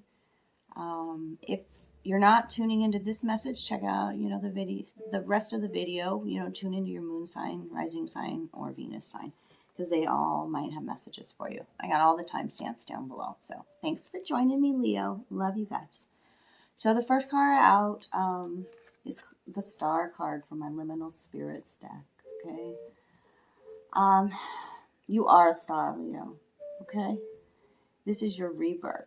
Actually, it's your, I keep using these words, rebirth, evolution, resurrection also has been coming up. But this card is like one of the brights or the passages in my Liminal Spirit deck. So it's very important. So you're coming to a crucial crossroads stage, a part of your awakening, okay, where you feel your connection with the entire universe, right? And you see this light within you and that light within others, right? So the stars aren't just in the sky, they're in the people that you see every day too, right? We're all stars, right? We are all the same. We are all one, right? The stars are also used for navigation, have been, you know? So I feel like you're navigating right now. You're like in an in-between kind of stage, Leo. 1 foot in the old world, 1 foot in the new. I say that because you've got a dragon out here with the new world. And then you also have the world card here clarifying it. So it's very, very interesting. I want to make sure there's nothing about the star card that I'm missing. But it's lots of blue energy too. It speaks to really standing in your truth. Really standing out right now, Leo. Okay? Not afraid to be who you are. The star that you are. And shining brightly for others. Okay? Our ancestors have long oriented themselves by the stars, using them as guides to travel long distances over land and sea. In rites, star is the term that describes what guides our path, the morals and ethics we use to navigate the world around us. Stars illuminate our journey, even in the darkest of times. If you are unsure where to go, Spirit says, simply pick one reference point that appeals to you and start heading in that direction. You can always change the path you're on. Letting indecision ground you means missing opportunities. The stars do not reside only in the sky. They reside all around us. Okay? When you feel alone or in the dark, look to find the light of the stars reflected in the people around you. It is there. Be mindful of false stars. Hatred, insecurity, jealousy, and greed are trials we face in our human journey, but they should not be our guiding factors. And, you know, I think you're coming to terms with that because of your clarifying cards that I see above. Here, I'll show you in a second. You have the Devil, the Page of Swords, and the Six of Swords. Okay, and the Devil is very much about, you know, our shadow selves, being really honest about, you know, what we can be overindulging in, addictions, fear, mindset. Okay, and you're moving away from that because I see the Six of Swords there. You see them on the water, moving away from the situation. Okay, pick a point, make a stand. You're the student. This is the Page of Swords. Okay, learning how to master your thoughts. Right, realizing that you don't like the old world that you were in, and now you're creating a new one, and that starts with moderation too. I'm going to say that because the Devil's out. Looking deeper within yourself. And being more compassionate to yourself and others. Okay? This is a little nature boy depicted here looking at a little bluebird. And the bluebird, there's actually a bluebird that sits there in the sunshine.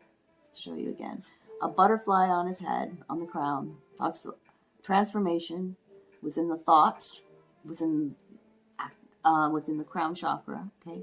The feathers on his head are messages from your ancestors. When we find feathers, they're special. Okay? The bluebird sings of happiness. Okay? Lots of blue in this card too. Right? And see things from a fresh perspective. Okay? And be more compassionate with yourself during this process. All right? You can make many different choices. You can start over again tomorrow. So they don't like the path that you've chosen. You can make a different choice and steer in a different direction. Okay. New World. I'm going to read. There's lots of clarifying cards for the New World. 4 of them popped out all at the same time. But the New World dragon, he is a cheetah. Okay? No. He's a leopard. He's the leopard. He's like, get it right, lady. Leopard. Okay, so I didn't look up the leopard spirit animal, but I'm sure in the book here, he's going to give you some great advice about this new world that we're living in, that we are creating with our thoughts. We are co-creating with spirit, okay? There's balancing happening within this full moon, within the divine masculine and feminine within us, a balancing happening within our relationships with self, and our relationships with other people. It's like a ripple effect, okay? I see that balancing happening between the heart and the mind with these two here. The King of Cups and the Queen of Pentacles, okay? But also this juggler out here, like making a decision, okay? The owl coming out. You have much wisdom from all of what you've learned in the past. You go from the 5 of Cups. It's amazing. From the 5 of Cups to the King of Cups right here in this new world. I mean, it's much growth and expansion to your emotionality, to your sensitivity. And the Queen of Swords is matter of fact, you know? Like, you shouldn't take no bullshit. The balancing between the heart and the mind. That's this. Okay, so let's read about New World. The New World leopard. Oh, he's great because you know what his phrase is? He doesn't want you, Leo, anymore. And I resonate with this deeply. This is coming from my ancestors, I feel like. Because I'm a Leo Venus sign. Okay. He don't want you to say, I can't anymore. That does not exist. Remove it. Remove I can't from your vocabulary and replace it, he says, with I don't want to. Because I don't want to is a different vibration than I can't. Okay? So he even suggests in the book here, put up a little note on your fridge. I don't want to. And that's a perfectly okay response without any explanation if you so choose, Leo. Right? Okay. So, wanted to make sure that I said that because that's powerful. Okay? We are all following the path to a new world, a paradise-like world full of peace, love, and harmony. Each of us will take the route that is right for us. And you know the stars. Okay? You will not miss the path. The path will be so clear, crystal clear to you. Okay? To this new world that you're headed to. Each of us will take the route that is right for us. The dragon that wishes to remind you of your intelligence is the leopard dragon. Use the excellence of human understanding to help bring about this new world, the golden age. The leopard dragon wants to teach you how to view your intelligence as a gift, how to use it, and how to ensure it is not wasted. Many spiritual people have the innate belief that intelligence has something to do with ego. But it is your intelligence that will help you to overcome your ego, for it is only with brilliant, crystal clear understanding that you can transform knowledge into wisdom. Hear the leopard dragon's question.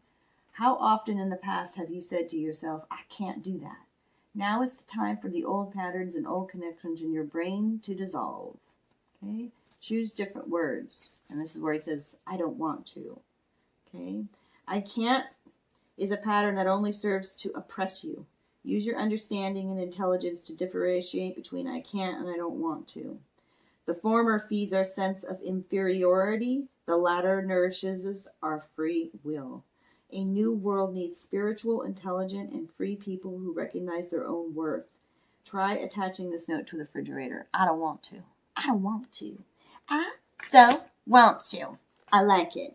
Because I don't want to. I'm all sassy now. It's Isis is here. And that's Queen of Swords energy. I don't want to.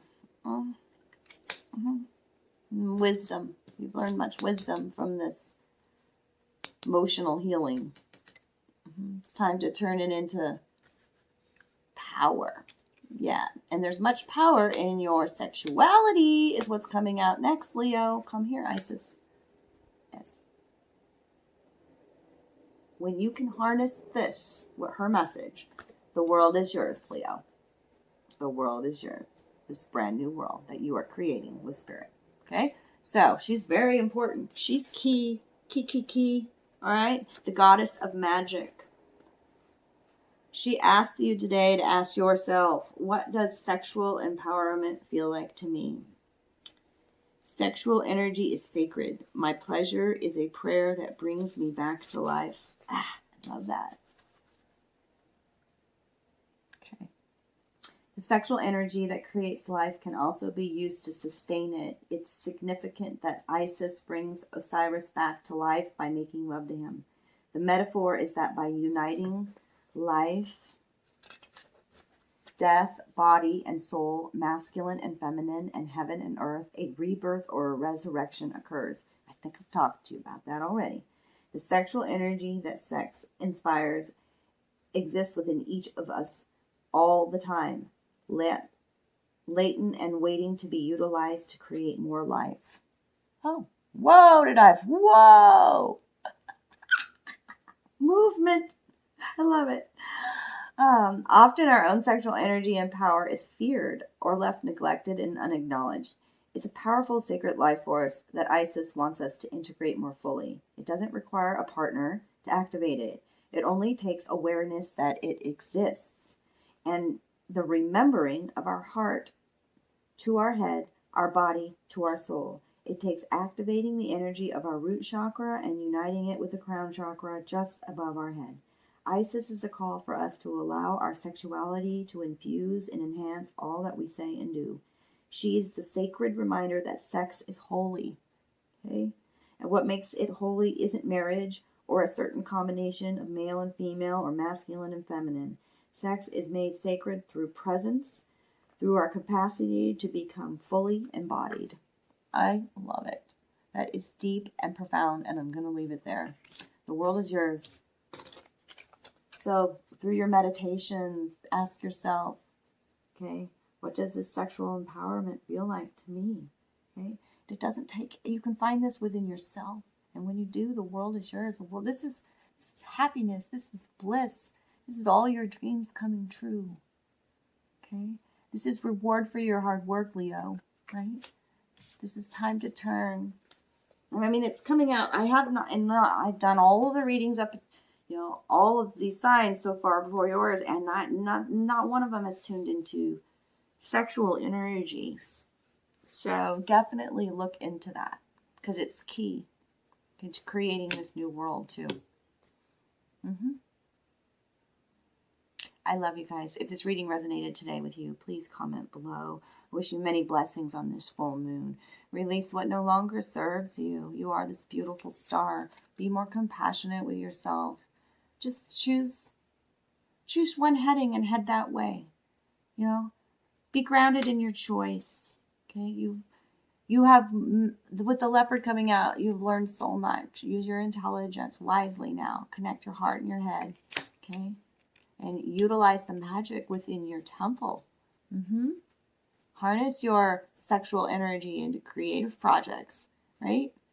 Love you guys. Welcome, Virgo, to your beautiful full moon reading in Libra. This is for the sign of Virgo, Sun, Moon, Rising, and Venus. And you just take what resonates and throw the rest out. This is a beautiful, powerful message I'm already feeling from Spirit through these cards. So let's see what comes. This is a full moon about harmony and balance, especially within relationships. And that all starts with a relationship with yourself. The first card out of my Liminal Spirits deck for you is my Strength card, basically, in my Liminal Spirits deck. I call it my Strength card.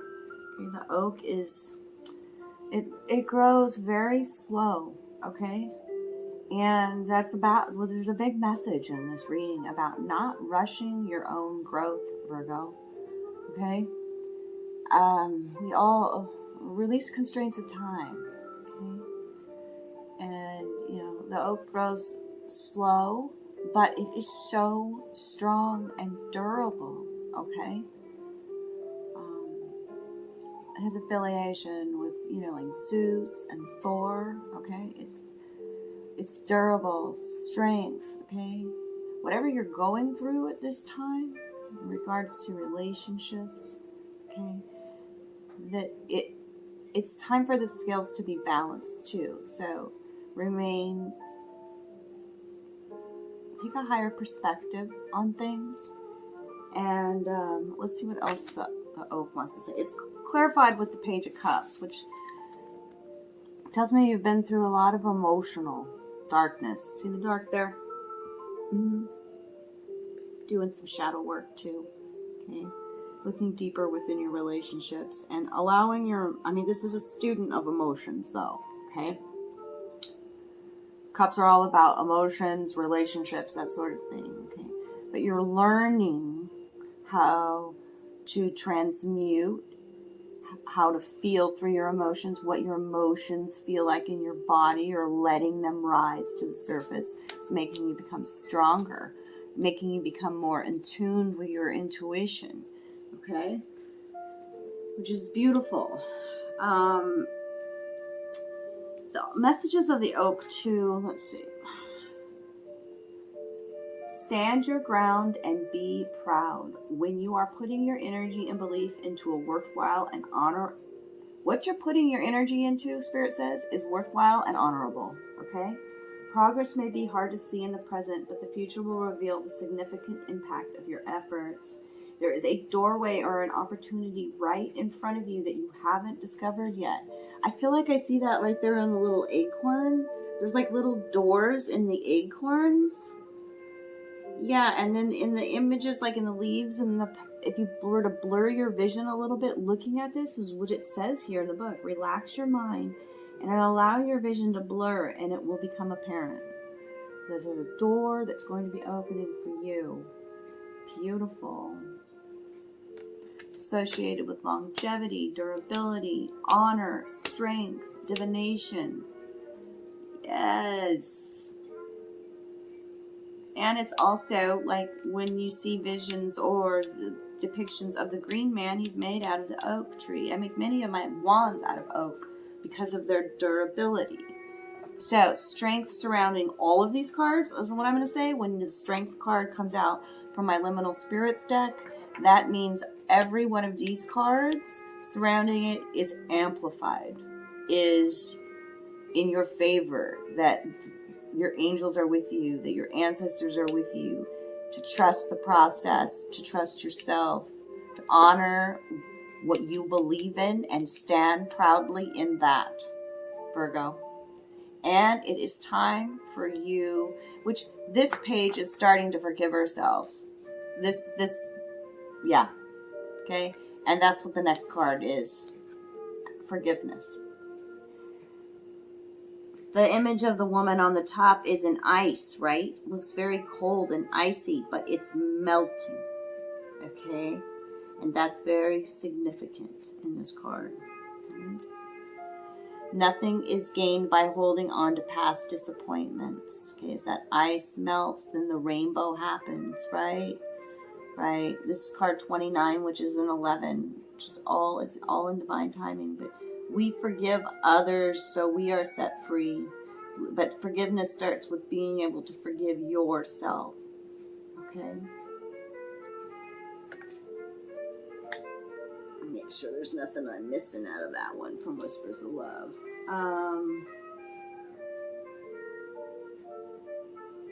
Be willing to forgive yourself and others and open the doors to future growth. It's talking about this is what's going to open the doors. And didn't this talk about doors being open too? Okay, so an act of forgiveness helps replace anger, depression, anxiety, and old pain with hope and compassion. Think about what you can forgive, as the benefits will be immeasurable. This process will increase your inner strength and your self-esteem. Forgiveness can heal and help you move forward with a renewal sense of purpose.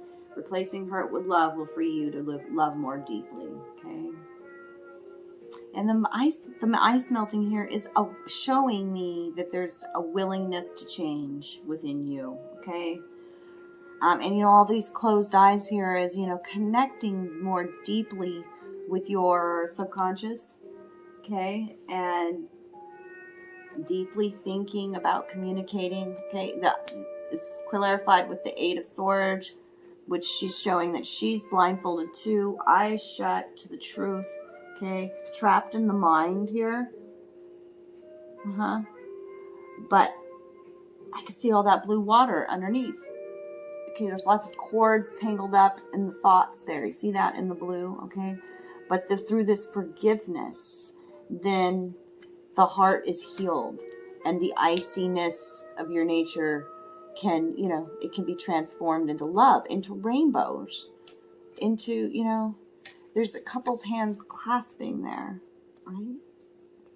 That this relationship, Spirit's saying that this relationship is worth it. If you're tuned, this may be called to a time. Libra full moon is about not arguing or learning how to argue and not being hateful or spewing words of anger and things like that. When we are debating or having an argument, we can have a healthy argument, right?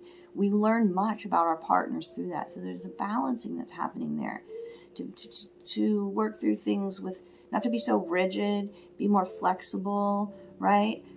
Harmonious relationships, compromise, right? And the ice is starting to melt and the blindfold's being taken off, and this thought trap is, there's this celebration now with King Arthur coming out. King Arthur, you know what? King Arthur, whether you believe he was, real or myth or whatever, King Arthur is, everyone knows King Arthur is about love, right? About undying love and legacy, and about being a hero in your own life and finding that love within yourself again and being that legacy in other people's lives, being that unconditional love. You remember, you see it in you. It's beautiful and magical, this card, when it comes out in a reading.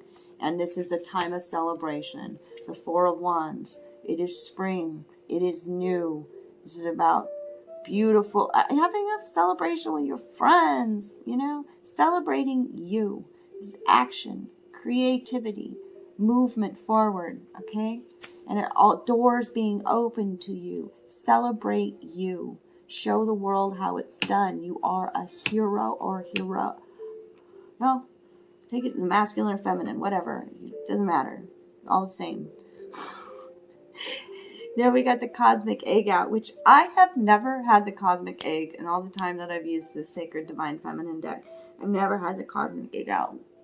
The same Virgo, this reading is super powerful, and it's about your growth, and it's about your expansion and your strength and your honor. Okay, strength and honor with King Arthur, and forgiveness of even our enemies, and not rushing your growth, darling. We don't want to bust the egg open, right? You will hatch when you're ready. I hate to say it that way, but this is very, very much the ultimate divine feminine, like the sacred divine feminine is the ultimate. I don't know how to say it. I hold the universe within me. I am the force of ever expanding love. I'm going to read to you because it's very special. That card is so bright, just like you. So brilliant, it blinds me. That is your light. That is the light I want you to see within you, Virgo.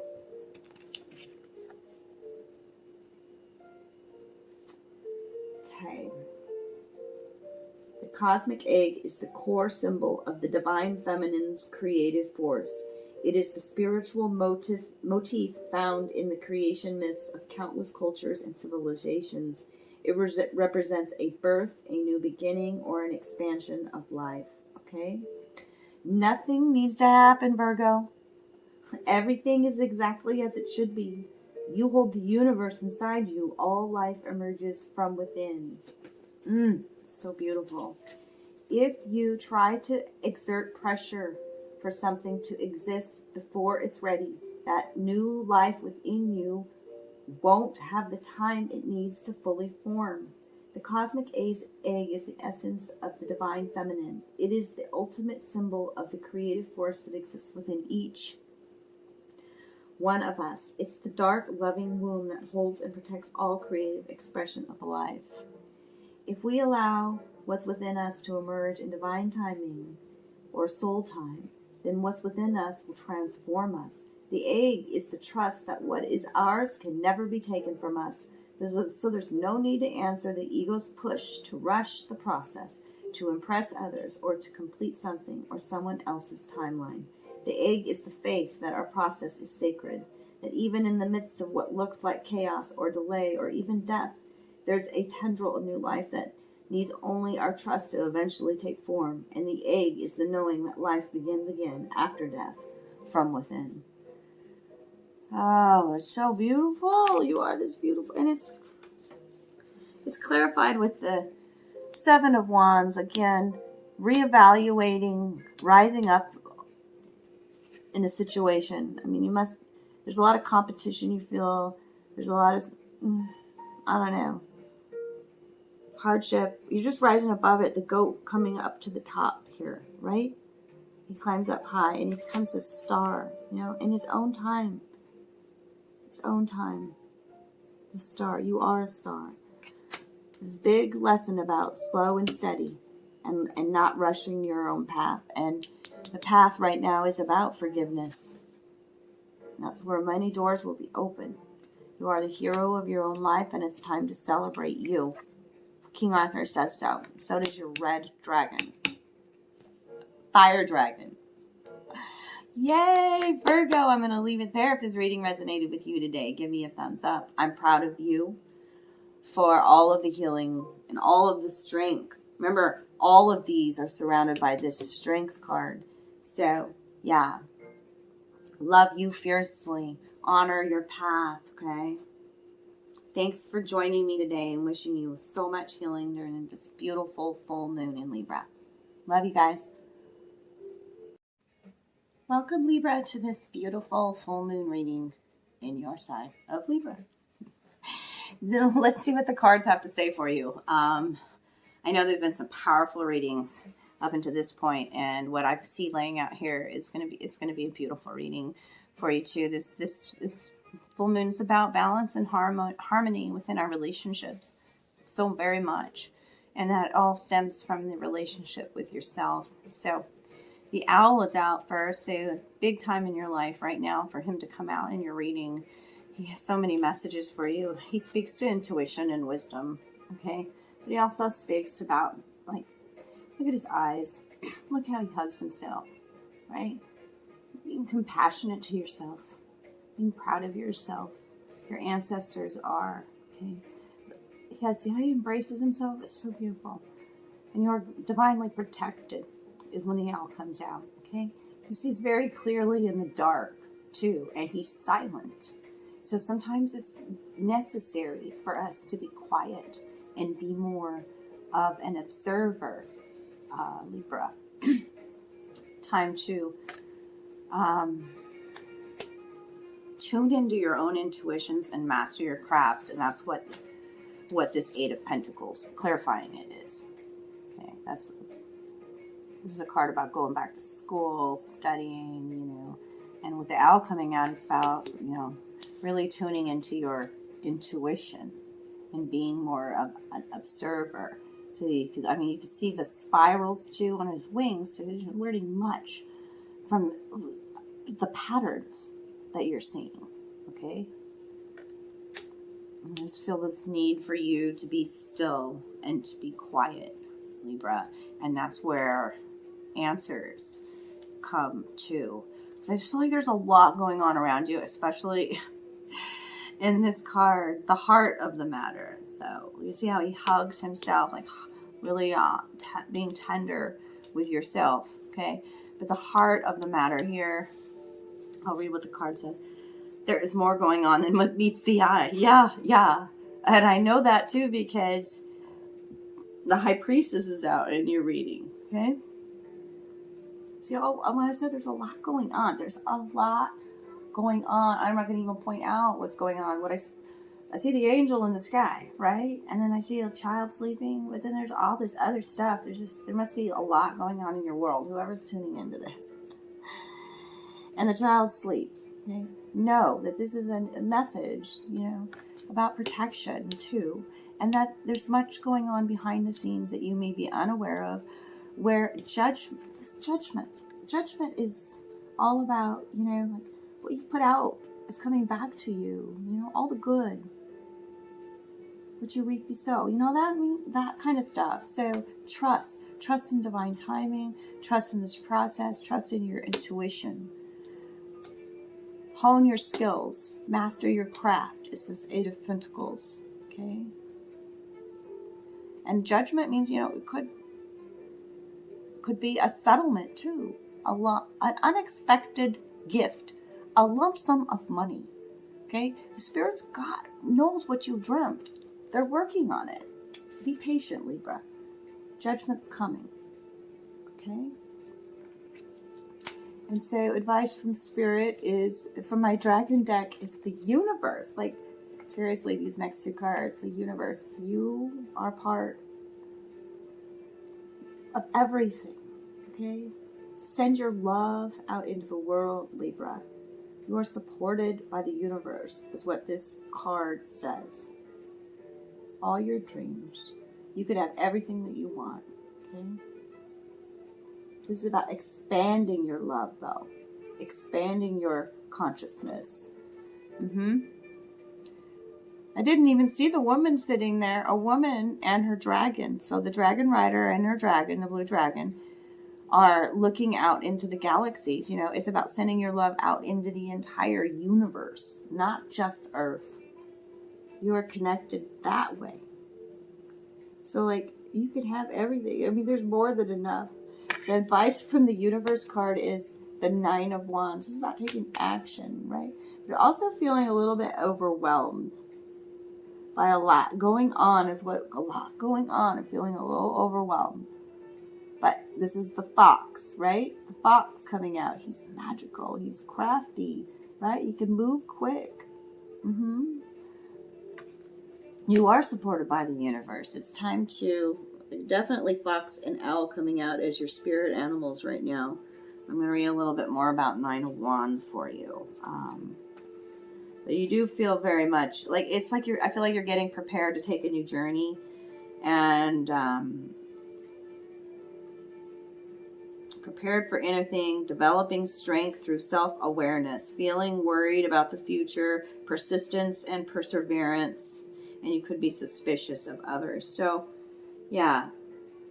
In a blockage, if it's a blockage, it's about being defensive. But I don't feel that coming through in the card. I just feel like there's a lot of confusion going on. But know that, just trust that everything's been working out for you. It's going to be worked out for you. And you're I just want you to get out of the mindset of the past. This is about being in the present moment, and everything with this judgment card coming out here, everything is coming. Okay, you got to expect good things. Time to use your magic with the fox. Okay, he's a magical. Okay, time to trust your intuition. The High Priestess is out too. Is all about intuition, clarifying the Mary of Nazareth, which, wow.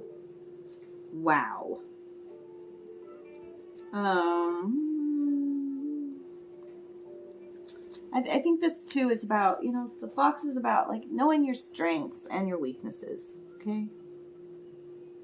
And being able to utilize your strengths, okay? Going forward, Mary of Nazareth is the Mother of God. I am blessed. My courage gives birth to the divine. Okay.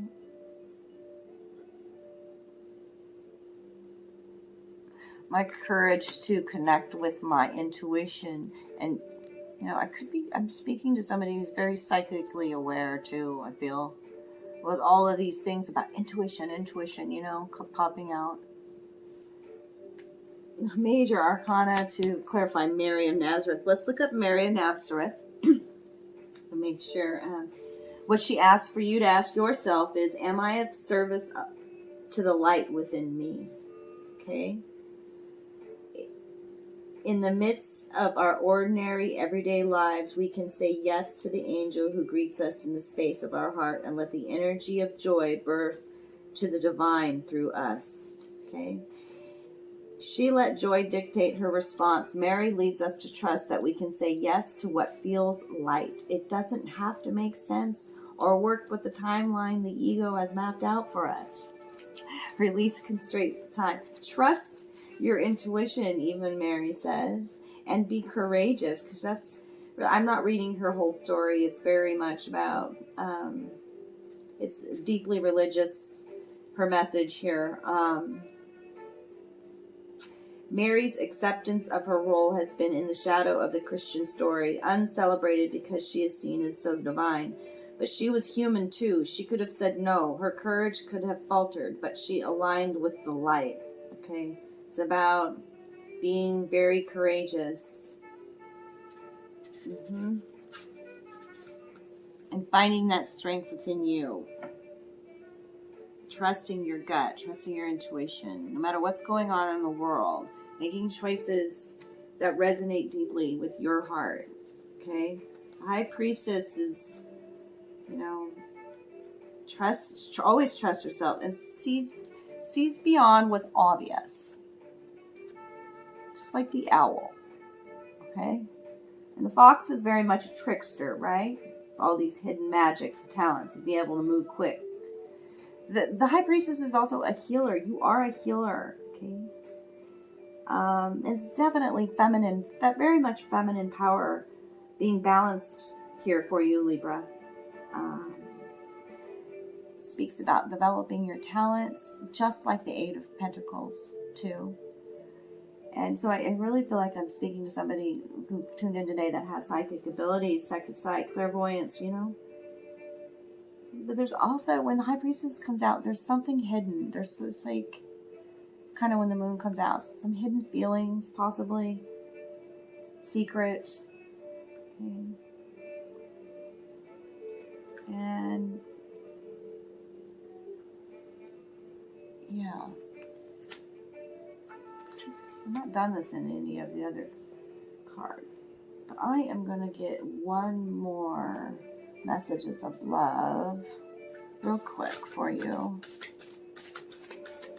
about this High Priestess card. I kind of want to know a little bit more about that because I brought up secrets and something hidden. Yeah, it came out quick. Practice compassion, it says. Practice compassion with yourself, with others. Feel it's this Libra full moon too is, you know, really feeling our emotions and really putting ourselves in other people's shoes and, you know, feeling compassionate even towards our enemy, towards our to a stranger on the street, you know. See things from a fresh perspective, the High Priestess says. Okay. This is the little nature boy. Tuning in with nature again, Libra. The bluebird sings the song of happiness. The universe wants joy in your life. The feathers on the cap, the transformation with the butterfly there. The feathers say this, you know, pay attention. Feathers are signs from your angels that you're protected and they are with you. You know, there's a lot going on. Keep dreaming. Keep yourself grounded. Keep your thoughts positive. The universe has got your back. Get to the heart of the matter. There's more than going... Get to the heart of the matter, they say. Okay, let's go there. Get to the heart of the matter. Take a moment to get into the genuine issues of your situation. The truth of what is going on lies at the very heart of a situation. Be honest and willing to do whatever is necessary to take care of this. Whether you see your current scenario as positive or negative, it is happening for a reason. Awareness and understanding will help you see beyond your current circumstances. It may feel difficult at first, but with time you may feel differently and understand why things unfolded as they did. Even if you are in emotional upheaval, there is an outcome that will bring love and blessings. A beautiful angel watches over a sleeping child in this one, okay? And judgment's coming. This is what's clarifying this. I mean, this is absolutely beautiful. Libra, believe in this. Believe that the angels have got you, right? Trust and believe in divine timing. Sometimes it feels like you are surrounded by far more than you can comprehend. This card is showing you there is a higher power working on your behalf. You are watched over and loved. A situation will be resolved at this time. Judgment coming. Hell yes. Thank you, angels. Thank you, Libra, for tuning in today. If this reading resonated with you, please do give me a thumbs up, comment below, donate to our channel. These two are very important. You see the owl? See how he's hugging himself and being more compassionate to your own heart, Libra. Absolutely. The universe loves you. Yes, the entire universe. Hello, Scorpios. How you doing? This is Gwen. I'm here to do your beautiful full moon reading in Libra. I'm recording it on the day of the full moon, so I've got some beautiful, powerful messages here for you today. I'm very excited to share these with you. I am a Scorpio moon sign, and my sun is a Scorpio sign. I think I've said that before, so I deeply resonate with this message today. You have the owl out coming out first from my Liminal Spirits deck, okay? The owl speaks about trusting your gut, trusting your intuition. Look at his eyes. Look how he holds himself. Having compassion for yourself, loving yourself. You may be going through a difficult time right now. Know that you're being divinely protected too when the owl comes out. Owl's about observing.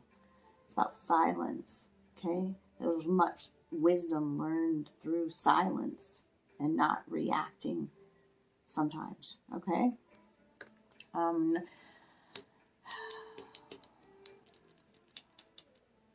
Really feel like Spirit's giving you a big hug, Scorpio, with this card. Because it's clarified with the Five of Pentacles. Five of Pentacles is about lack, struggle, victim mentality, hurt, pain. Okay. But you've got also the, Spirit wants you to know that you have so much goodness coming. Twists of fate, luck, fate, and just unimaginable things. Trust in things working out for you, right? I feel this need to take a journey for you, Scorpio. Travel even, because you've got these next two cards. I've got boats here, boats on the water, even taking a long trip overseas kind of a thing. Love who you are, Spirit says. Okay.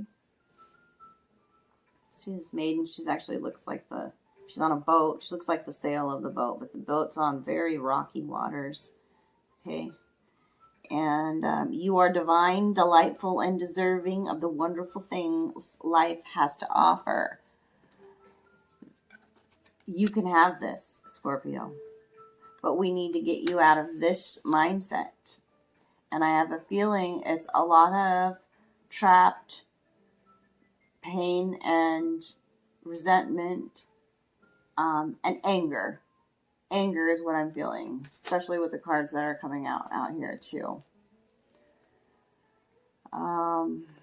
Feeling trapped in a situation too is coming out. But you are divine, delightful, and deserving of the wonderful things life has to offer. This is card 8. This is harmony and balance coming into a situation. Okay. Being whisked out of a situation, I feel, with that. The Six of Swords is like making that choice to, I'm going to have a better life. I'm making a new decision to sail away from this bullshit. That's what this is. Two boats here. Rainbows in the distance. I love who you are. Be more compassionate with yourself. Even the owl says this. Be your own advocate. Believe in yourself. Love who you are, and the energy of self-love will help you to realize your dreams. When was the last time you gave yourself a pat on the back or acknowledged that you love yourself? Working on having a good relationship with yourself will enable you to have a positive relationship with others. How you manage your self-worth is crucial to how you view the world and your place in it. Love begins and ends with you. How you treat and feel about yourself is of paramount importance. Love is contagious. When you are surrounded by people who are full of love, you may find it easier to love who you are. Okay, a maiden extends from the bow of a ship into the heavens. The ship on the rough ocean could mirror the need to amp up your practice of self-love. Could mirror your green dragon coming in. Could mirror the mirror dragon. Oh, goodness gracious, these couldn't have worked more beautifully together. Okay. The ship on the rough ocean could mirror the need to amp up your practice of self-love. As you extend your focus to higher possibilities, the waters and your emotions will calm, and the journey of life will be more aligned with all that you dream about. Okay, but you've got to make the step. You've got to actually get in the boat. Whoa, I don't know who that is. I feel like it's Archangel Michael sometimes when he comes forceful like that. Or maybe it's your dragon. This mirror work is needed. I think Sekhmet coming in next too is about that. Mirror work. Very interesting that it's, well, and mirror work is about, not only about, looking at yourself deeply, right? But everybody, the relationships that we have in our life, it truly is a mirror of ourselves, whether they be good or bad. So it's time to take a deeper look at yourself. Okay? And recognize the patterns and the behaviors of people. You got the King of Swords coming in to cut that bullshit out. Sekhmet too, right? So, but anyways, what qualifies the mirror, I'm getting ahead of the game here, is the devil. I can't skip this because this is really about, can you see this balancing that's happening here? You have the devil in the center, and then the Three of Swords and the Three of Cups on each side. Holy crapola. This is really speaking more to like balance, moderation, okay? Especially when it comes to addictive patterns or behaviors. Could be even referring to alcohol, okay? Celebration on one side, pain on the other. We are masking our pain with drugs, with alcohol, that's exactly what that is. That's the truth of the matter. That's what this shows me. Holy shit. I know. See, like, I am to a point where, like, I'm really proud of myself, because I've looked in the mirror and I've realized that so I used to drink a lot of alcohol and I don't anymore. I haven't touched stuff. But when I was sad, I would go do it. And actually, it made me feel even worse in the long run. But now sometimes it's food that I'll go to, when I'm feeling down or sad or whatever. So, like, just do things in moderation and be easier on yourself, okay? But don't mask your pain. Let's release our pain. Let's let our anger out. Let's give voice to our anger, Sekhmet says. Whew, dang, she got some wisdom today. I can't pass over Green Dragon in the mirror. It's very important for you, Scorpios. I fucking love you guys.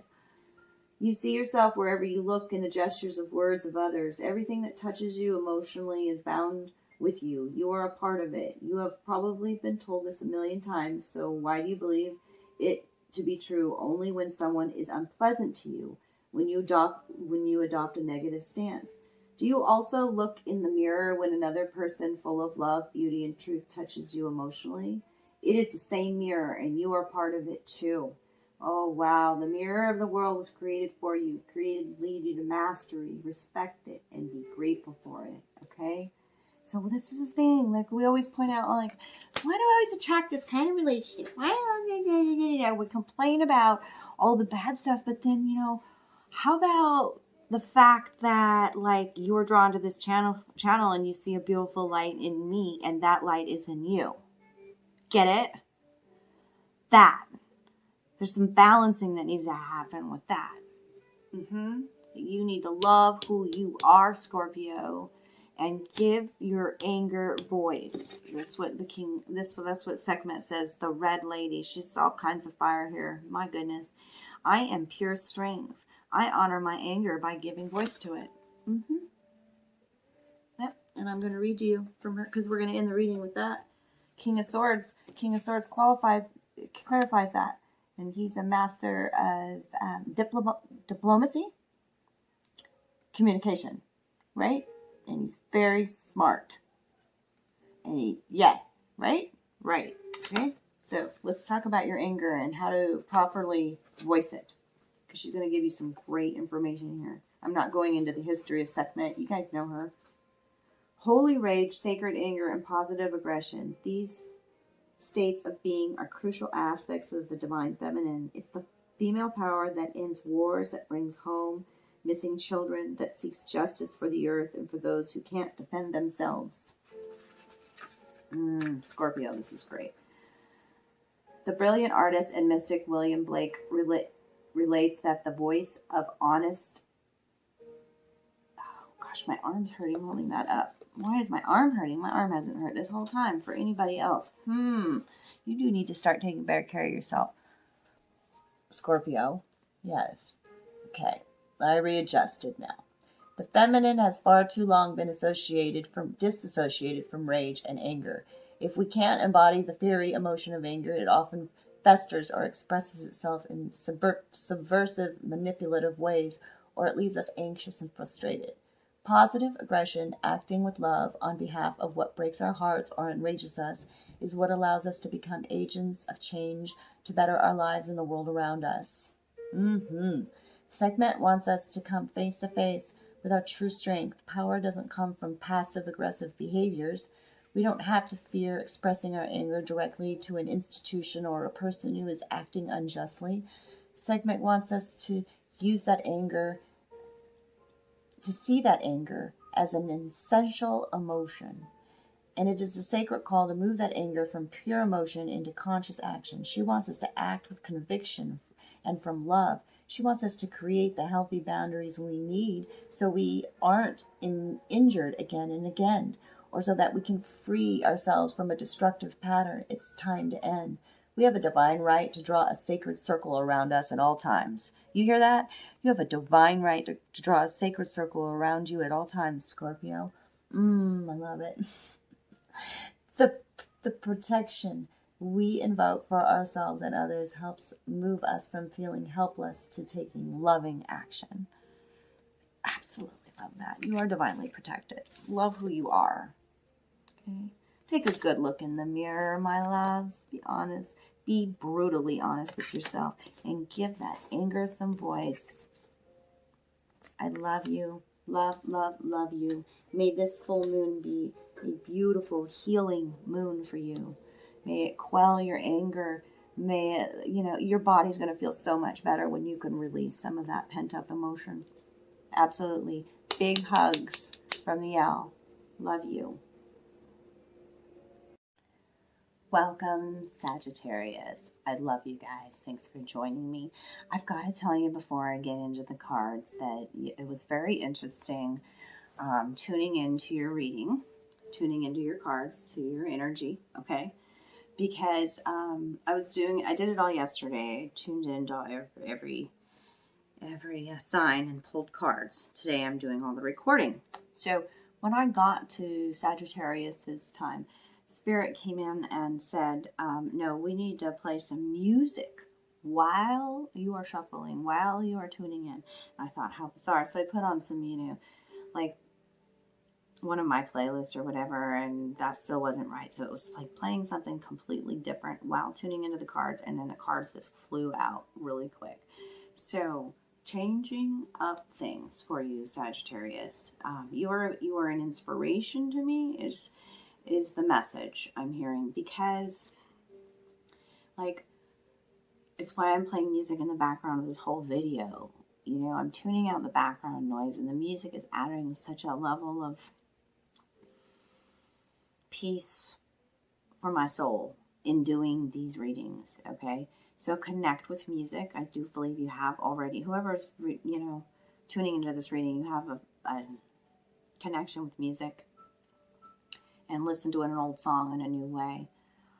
And you're an inspiration to others through music is what I'm getting. So, which I got just in tuning into the cards, not from any of this, which I needed to say before I got into anything else. So, cool, right? Right.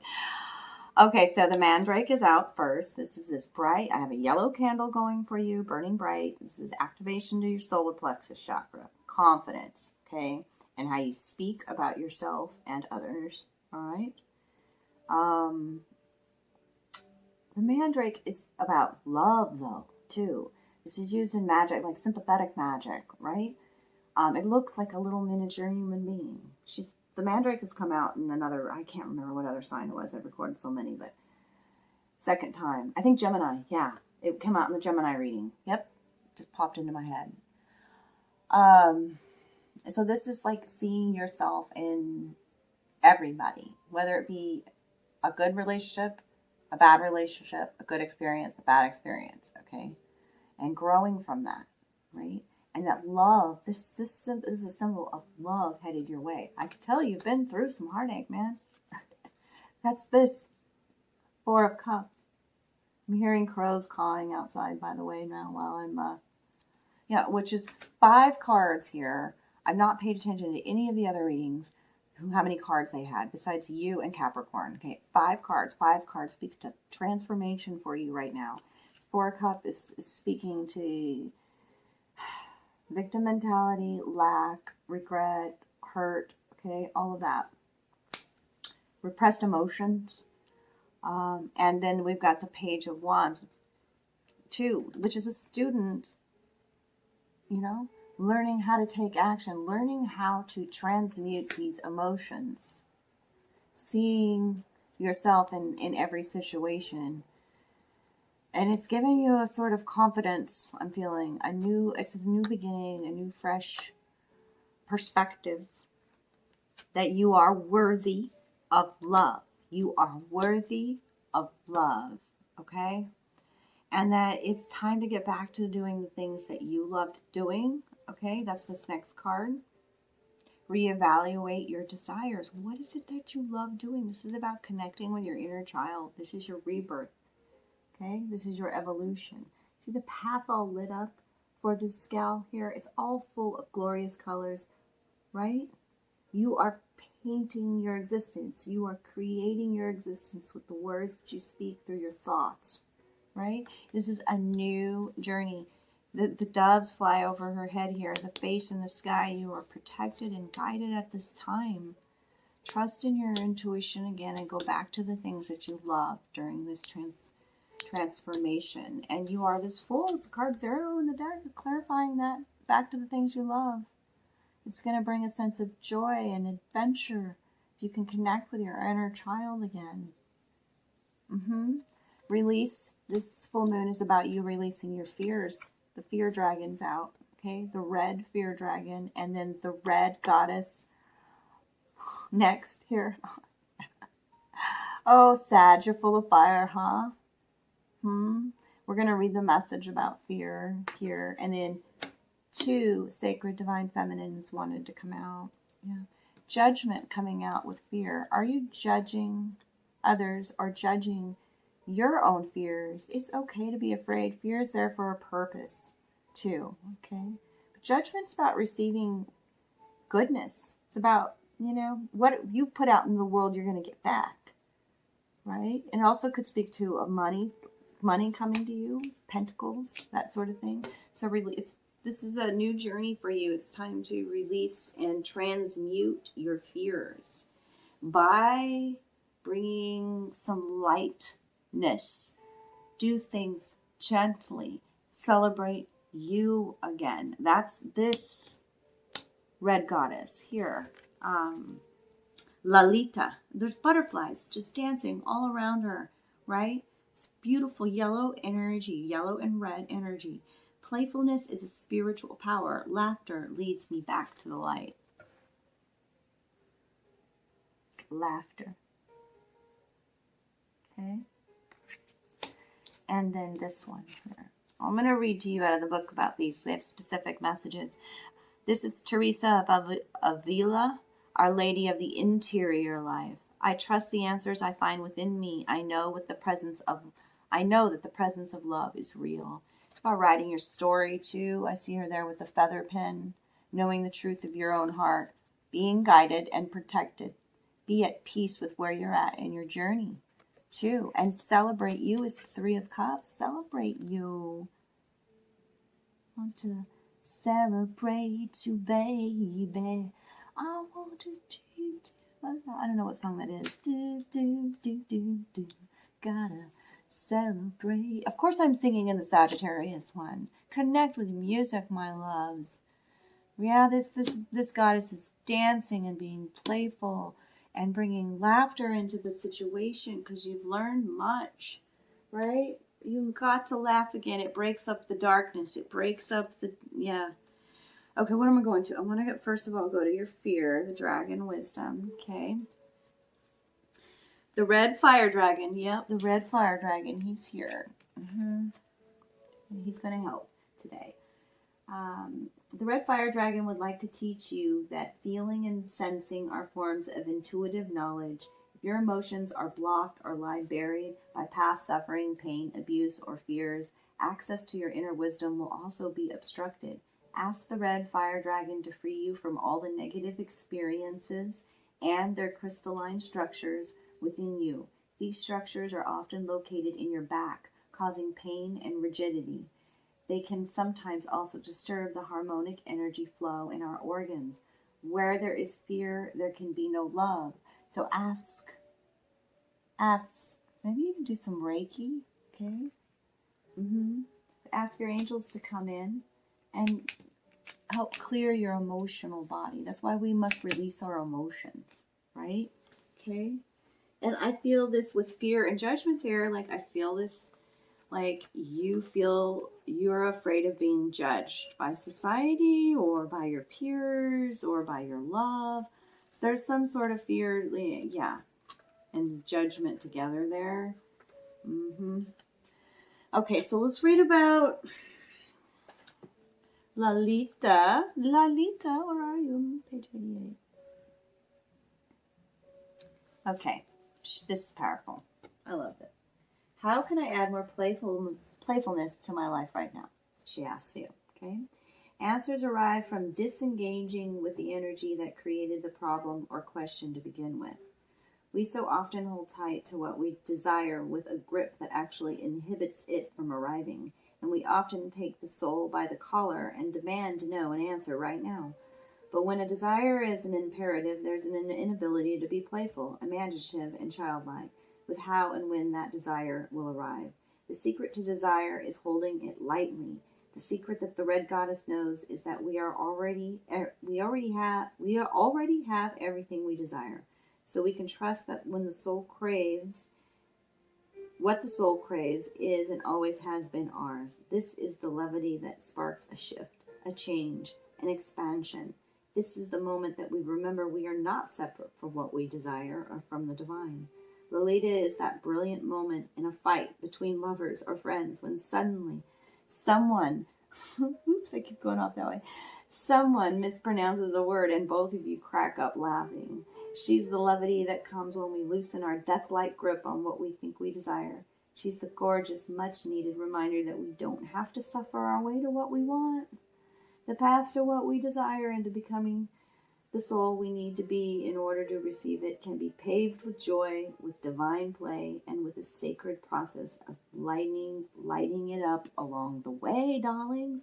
Light this bitch up with your passion, with your fire, with your music, with your song, with your truth. Put your fears aside. Cast away the judgment. Just be you. Just be uniquely you, Sag. And go back to the things that you love doing. Okay?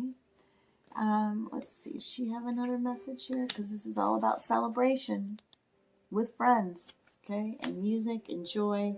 I trust the answers I find within me, she says. Okay, let's go there. You gotta trust you, your inner guidance, your inner compass. Okay.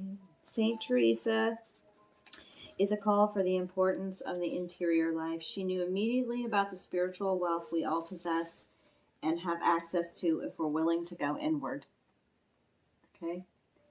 She not only emphasized the need to meditate and to pray in order to reach that innermost castle where the soul waits for us, but she also instructed the sisters of her convent on how to discern the presence of the soul, or of a saint, or of a holy person that is giving us wisdom from within us. She had a bookmark that's supposedly read, "If you have God, you will have want for nothing. God alone suffices." This synthesizes the wisdom of her experience. Nothing less than divine love will satiate a seeker, especially once you have met with it from within. She urges us to meditate, to pray, to go inward and meet with the presence of the soul. And then she asks for us to believe that it is real and that the answers we find are real. She asks us to move that inner truth out into the world with confidence and conviction, my darling. In a playful sort of way. Yeah, I gotta add that in a playful sort of way. The inner child is here. The celebration is here. The miniature little mandrake root is here. About confidence and being uniquely you, and a sympathetic love, a more compassionate love, and breaking it up with laughter and play. And you are this sacred fool on this new adventure. Just take that step. I love you so much, Sagittarius. Thank you for inspiring me to do this video with music. It really did switch things up for me, and I love it.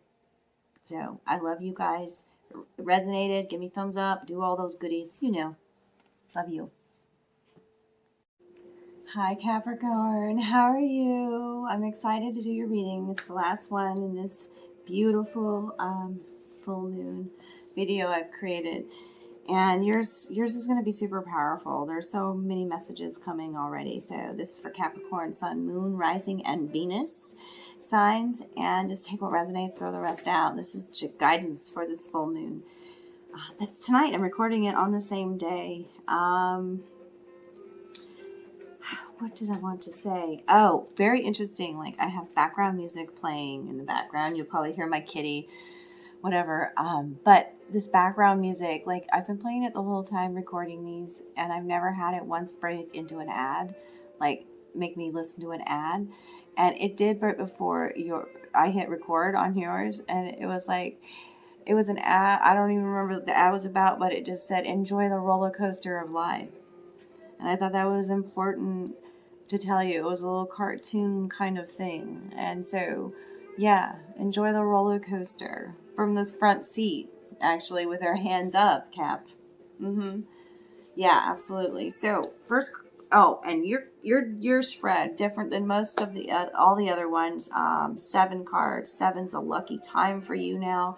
You've got beautiful cards coming out about gifts. So, yeah, this is your spirit guides, your angels, your ancestors coming in to support you, cheering you on through probably a time where things may be balancing out for you and you are really releasing traumas from the past, and especially, you know, with what's going on with the planets, Venus, Chiron, Sun, that sort of thing, okay? Practice acts of compassion. See things from a fresh perspective. This is card 15, okay? Which is a 6. This little, they call him the little nature boy in my deck, and he's looking at a bluebird. The bluebird speaks of happiness. Sing your song, Capricorn. Okay? The butterfly speaks to transformation happening within you. It's very deep and profound, all right? The angels are with you, hence the feathers there, all right? This is emotional healing. I mean, and your clarifying card for this, seeing things from a fresh perspective and also being more compassionate with yourself. You're clarifying your own card here, coming in as the devil. That's Capricorn energy. Yeah. So let's see too, since it's the first card out about compassion, I want to read to you real quick here what this says. There's so many worthy ways to practice compassion. Volunteer your time at a nursing home or a homeless shelter. Donations of clothing or food are always appreciated by those in need. If you feel so inclined or are looking for inspiration, read up about individuals who dedicated their lives to compassionate works, like Mother Teresa, Gandhi, Dalai Lama of Tibet. Everyone benefits when we try to look at things from someone else's viewpoint. Walking in someone else's shoes can bring us to a tender understanding that may change how we are feeling now. Love and compassion always bring positive outcomes. But I just keep hearing being more compassionate with yourself too, because it all stems with self. Okay? And your point of attraction. 3 cards wanting to come out from the Liminal Spirits deck. Power of 3 right here, okay? The forest and the ocean, nature surrounding you, okay? And the burial ground at the center. I'm really feeling a call with these 3 cards of like, there's much magic afoot behind the scenes with the forest, right? The light comes in and out with the forest. Don't know if it's dawn or dusk, right? You see that magic swirling on the bottom. It's about connecting again with your community, too, okay? The trees in the forest is its own community, right? Much happening within the light and the dark areas, okay? Come out of the darkness, I hear, too. Yes, and bury the pains of with this full moon. Let's bury some of the trauma of the past, okay? We are connected with our ancestors. This is what this says, too. Have a beautiful ritual or ceremony to connect with them again. As above, so below. And you are as powerful as the ocean, okay? Yes, step back and see the patterns of the waves in your life. You will learn much, okay? It's beautiful, those 3. And I hear my kitty's crying in the background. That's so cute, you know. I love with cat coming out telling you to add play, be independent, right? You've got, what a progression I'm seeing in your qualifying cards here. You're making a decision to move away from a situation, right? That's the 6 of Cups. A new way of thinking, a different job, something where you weren't happy, okay? And then the 8 of Pentacles is actually like going back to school or, you know, really mastering your skills, okay? And then the 10 of Wands is it's carrying a lot of other people's burdens. This has become burdensome, okay? And it's time for you to put the knapsack down, right? Release these pains from the past, the burdens from the past. It's heavy on your shoulders is what I feel from that knapsack, okay? Because you are this high priestess. When the high priestess comes out, it's about tuning into your own intuition. But there's also secrets and things hidden, things that you may not be aware of, Capricorn. And, we are like the ocean. We are like water. Trust the ebb and flow of your life. Right? And make a decision and stand firm in it, right? Absolutely. You have gifts coming. Gifts is beautiful. I mean, I'm going to read to you about him, but you have beautiful gifts. You are a healer, if you're resonating with this message. You are a gift to those that are in your life. You treasure your gifts and you give to others. You are abundant. It's a time of justice for you, Capricorn. Okay? That's what this Libra full moon's all about. Balance, justice, okay? Bringing harmony back within our relationships. And I feel you've been reevaluating. Seems like she's kind of drowning in her own fears there a bit. The 7 of Cups. Just not quite sure. Indifference. Indifference is what I feel with this card. Indifference. I'll read you about the gifts too. I'll come back to that because it's special. It actually gives you some special direction on how to activate these gifts and whatnot. It's kind of cool. The Black Madonna's here. Absolutely beautiful for you. Our Lady of the Hermits. I transform pain and suffering into a greater capacity to love. It tells me that you've been doing a lot of shadow work. Make sure that you are releasing your emotions. Okay? Really look at those waves, those patterns, okay? so that you can make different decisions, choices in the future. Practice acts of compassion. How can you be more understanding and empathetic in your situation, in your relationships, right? And then, I can't even pronounce her name. I'm not going to try to. The mother of believers. I am spiritually and financially abundant. I provide heaven and earth for myself. Okay. This is about mastering abundance flow. Mastering your talents, mastering your gifts. And just because you are spiritual doesn't mean you should give your gifts away for free. That's what's coming out with these cards. Okay? It's about energy exchange too, if we want to talk about it. And transforming this pain into a greater capacity to love. I'm going to read to you about that too. Okay, so the gifts first. Those three. Those are the ones we want to talk about, the gifts. We frequently forget to be thankful for the gifts we receive, and all too often we focus on our wishes and desires and on what remains unfulfilled in our lives. And in so doing, we exist in an energy field of absence.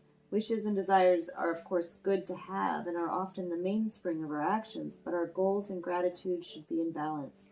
We should both pay heed to our desires and be grateful for all our gifts. The beautiful Queen Alba is looking at you, recognizing the beauty of your soul. Ooh, Jesus. Got the Queen Alba here, darlings. And vibrating in perfect love for you. Turn today into a day of celebration of the gifts you have already received. Write down all the things for which you are grateful. As a dragon rider, you will never forget the companions who ride with you, honoring and protecting you. Having friends is a marvelous gift. Look at the list again the following day to make sure you have not forgotten something or someone. Good things come in threes, so check that the list is complete on the third day as well. Then pick out 2 people to whom you would like to express your gratitude in the form of a gift. If one of these people is your mother, you might like to give her flowers. If one is a being that does not dwell in our dimension, then consider a heartfelt prayer or a lighting of a particular beautiful candle. It's interesting that it, sorry, can't help but bring that out, but maybe, Capricorn, it's time to send your mama flowers. As a peace offering. Yeah. Okay, let's go to the Black Madonna. That was hard to hold up that long, so I'll try it with the left hand. Give my left arm some muscles. Switch it up, Capricorn. Switch it up. Serious. The Black Madonna represents the power we all have to emerge from the darkness transformed. And that is beautiful, beautiful, beautiful. I gotta hold the book up. Hold on. When we are in the fires of suffering, it can be difficult to trust that gold is being forged. It can be hard to trust when we are in terrific pain, that there is a process at work that will make us more authentic, more alive, and infinitely freer. Oh, I love that. It can be almost impossible to accept or notice the presence of the divine when we are at our most human. The Black Madonna is the cauldron that holds us steadfastly as we endure the alchemy of integrating more soul into our existence. She is the promise that what doesn't survive the fires of suffering was never meant for us. And she is the presence that there is with us even when we might feel the most alone, reminding us that there is no darkness we can enter without being met by love. Oh, I transform my pain and suffering into a greater capacity to love. That's absolutely beautiful. And the last message for you, I wish I could say her name properly, but I'm not going to mess it up. She is the power we all possess to be aware of the spiritual realm and fully immersed in the natural material world. Okay? She's regarded as one of the most important female figures in Islam, followed by her daughter, Fatima. Let's see what else. There's an ancient narrative and a destructive misunderstanding that if we are going to be spiritual, then we have to renounce the material world. Yeah, absolutely not. The body, however, is the soul's chance to be here.